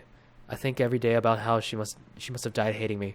I never became the better man that she wanted me to be, the one she always saw in me. She was the last thread Val and I had connecting us together. I didn't know that when I lost my wife, I was going to lose my daughter too. Robert, I spent so much time chasing after things I thought were going to make me happy, that I ruined my only real chance at happiness. Now my wife is dead and my daughter hates me. And then I convinced myself that this... He gestures vaguely in my direction. Was going to make me happy. Why do I even try anymore? I'm so sorry. I don't know. I know how hard it is to... No, you don't. How could you possibly know how this feels? You did everything right. Your daughter loves you. You're a good person. I was a terrible husband. I'm an even worse father. I have no idea why she even bothers to contact me now. I know I'm just gonna F it up like I always do. I'm broken. I shouldn't even go. Robert puts his head in his hands. Tell him what he needs to hear. Nothing is going to change until you do. Robert pauses. He looks at me. There are a lot of things in my life that I regret, that I wish I could take back and do over. It hurts so much to know that I can't. But what I can do, and what you have the privilege of doing tomorrow morning, is to wake up and try to be a better person than you were the day before. Things aren't going to fix themselves tomorrow or the next day, and patching things up with Val isn't going to solve all your problems either. But nothing's going to change if you don't, and you can't love anyone else until you stop hating yourself. And you're right, I don't know you that well, but you have the same capacity for good that we all have, and I know you can find it. Val is giving you a chance. Don't waste it. But, Robert, listen to me. It's going to be okay. But, I lean over and embrace Robert, pulling him in as tightly as I can. He buries his head into my shoulder, hugging me back. It's going to be okay. I place a hand on the back of his head and stroke his hair. He shudders, then sobs, and I realize that he's crying. Thank you. We stay here for a while, holding each other. We both eventually drift off to sleep. Oh, it was so sweet. That was very sweet. That was very sweet. I'm not crying, you're crying. Oh, man. That was so good. S. Very appropriate. Thank you, Dan. Thank you. Only you. Pet every dog. With permission, of course. I think I have everything set up. Man, it should be... Oh, yeah. It's the Fed, sweetie. Heh. Surprise! Oh, where's hey, there's Robert. Don't make a big deal. Yeah, that's just what I would do. Have a live conversation. Listen, kid, you're gonna need some real life skills out there if you're gonna make it out on the streets. I'm going to college. Same thing. Look, I know you're not old enough to drink. Right. And I know you're smart enough not to drink until you're of legal age. Uh-huh. Hypothetically, if you were to drink, it'd behoove you to drink a glass of water between rounds. Got it. Hypothetically. And if you wake up with a headache, all you gotta do is take a jar of pickles and drink the pickle juice. You're gonna be fine. What's going on here? Girl talk. Mary turns back to Amanda. Now let me tell you about how to deal with the bad roommate. First thing you know, you get straight A's if they die during the semester. Mary, relax. It's a myth. Supposedly. Against my better judgment, I leave them be. I don't think I recognize that girl by the snack table. I should go say hello. Hi, I don't think we've met. Oh, we've met years ago. I'm here for my revenge. You're Robert's kid, aren't you? Oh, it's Val. Oh, shoot. Spot on. I guess that makes you Jerome, huh? Yeah, it's nice to meet you. I'm glad Robert brought you along. He promised there would be free food, so that's kind of hard to pass up. And, look, I don't know you, but can I get real with you for a sec? My old man's a real closed book, you know? Me and him, we got a long way to go. You don't erase decades of neglect in a week, but you sure can get tired of staying angry about it. That kind of bitterness, it poisons you, I think. I'm too young for that. Anyway, lately he's been better, a lot better. And between him shaving for once and how much he talks about you, I get the feeling you have something to do with it. So, thanks. Robert means a lot to me. I'm glad he's getting better. Just keep an eye on him while I'm not around, okay? Or else. What? I'm kidding. Or am I? I knew it. I don't know why I'm like this. I think it runs in the family. Amanda trots into the conversation. Hey, I love your necklace. And your hair. And just, geez, your whole vibe is cool. Thanks. I like your jacket. My girlfriend collects pins, too. Oh, this is my daughter, Amanda. Amanda, this is Robert's daughter, Val. Nice meeting you. I heard you're a photographer. Aspiring photographer. I'm going to school for it. You take pictures? Yes. Yes? Then you're a photographer. Welcome to the biz. Val hands Amanda a business card. If you're ever looking for internships, shoot me an email. Anyway, I need to go make friends with that woman over there who's dual-wielding wine glasses. See you later. Val walks away. She's so cool. She gave me her business card. She touched my hand. Congrats. You just networked for the first time. I'm a regular business lady now. Quarterly projections, stock market, synergy. While you're making a fortune as a businesswoman, I gotta keep this party going. Catch you around, Pops. Jerome. Oh, yeah. You got... Bruh. Hey, little ones. What's up? Okay, let's get this. Joseph, what's up? Hugo. Hey, boo-boo. Okay. Matt. Let me know when Amanda leaves for college. Oh, yeah, thanks for stopping by. I've seen that already. Killer party, Pops. Move over. Okay, we're about to end this soon. It's going pretty well. We're almost to the end here. I take a seat next to Robert as the last guest makes their way out of the party. Hey. Robert gestures vaguely to the snack table. Good stuff. Yep. So, I had a chance to talk to Val. She physically threatened you? Yeah, that's my girl. She said you've been doing better, trying to work out the vices. I also showered today. I sit in silence for a moment. You know, every day for me is a battle against my own self-destructive habits. But lately, it's gotten a little easier. Thanks for talking some sense into me. It's hard to get things through my thick skull sometimes, but what you said that night has actually helped. I'm glad. I like you, Jerome. I like you a lot. I haven't felt this way about someone in a long time. I lean in and kiss him for a moment before he pulls away. He takes my hand in his. You're special to me, but I have some stuff I need to work on, emotionally, before I can get into anything romantic with you. You deserve better than who I am right now. I need to be on my own for a bit, figure some things out. Of course. I think what you need right now is a friend, and I'm very happy to be that for you. Thank you. That means a lot to me. And if you're ever ready for more than that, you know where to find me. Let's not go sometimes. I would love that. I put my head on his shoulder, and we watch the sun slowly dip below the horizon together. All right, that's it. That's the Robert route. All right. Everybody. That was it. Oh, boy. Okay, let's just skip through the credits real quick, and then we'll end this off. All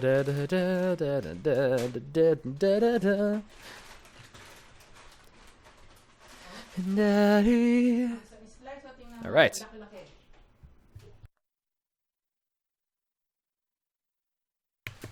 There he is. There's my boy.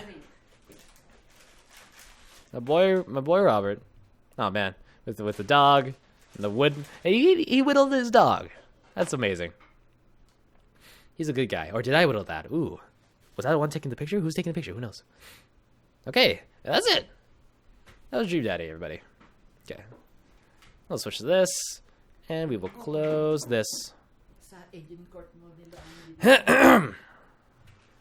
Okay, we're gonna end this off. We're gonna play the outro real quick.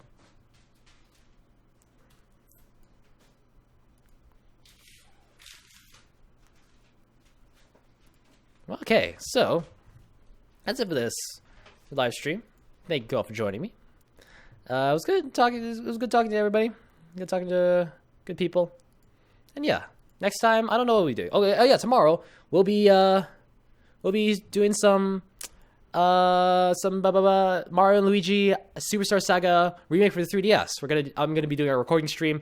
I'm gonna be recording those in parts, so I can have them up for YouTube and whatnot. So yeah.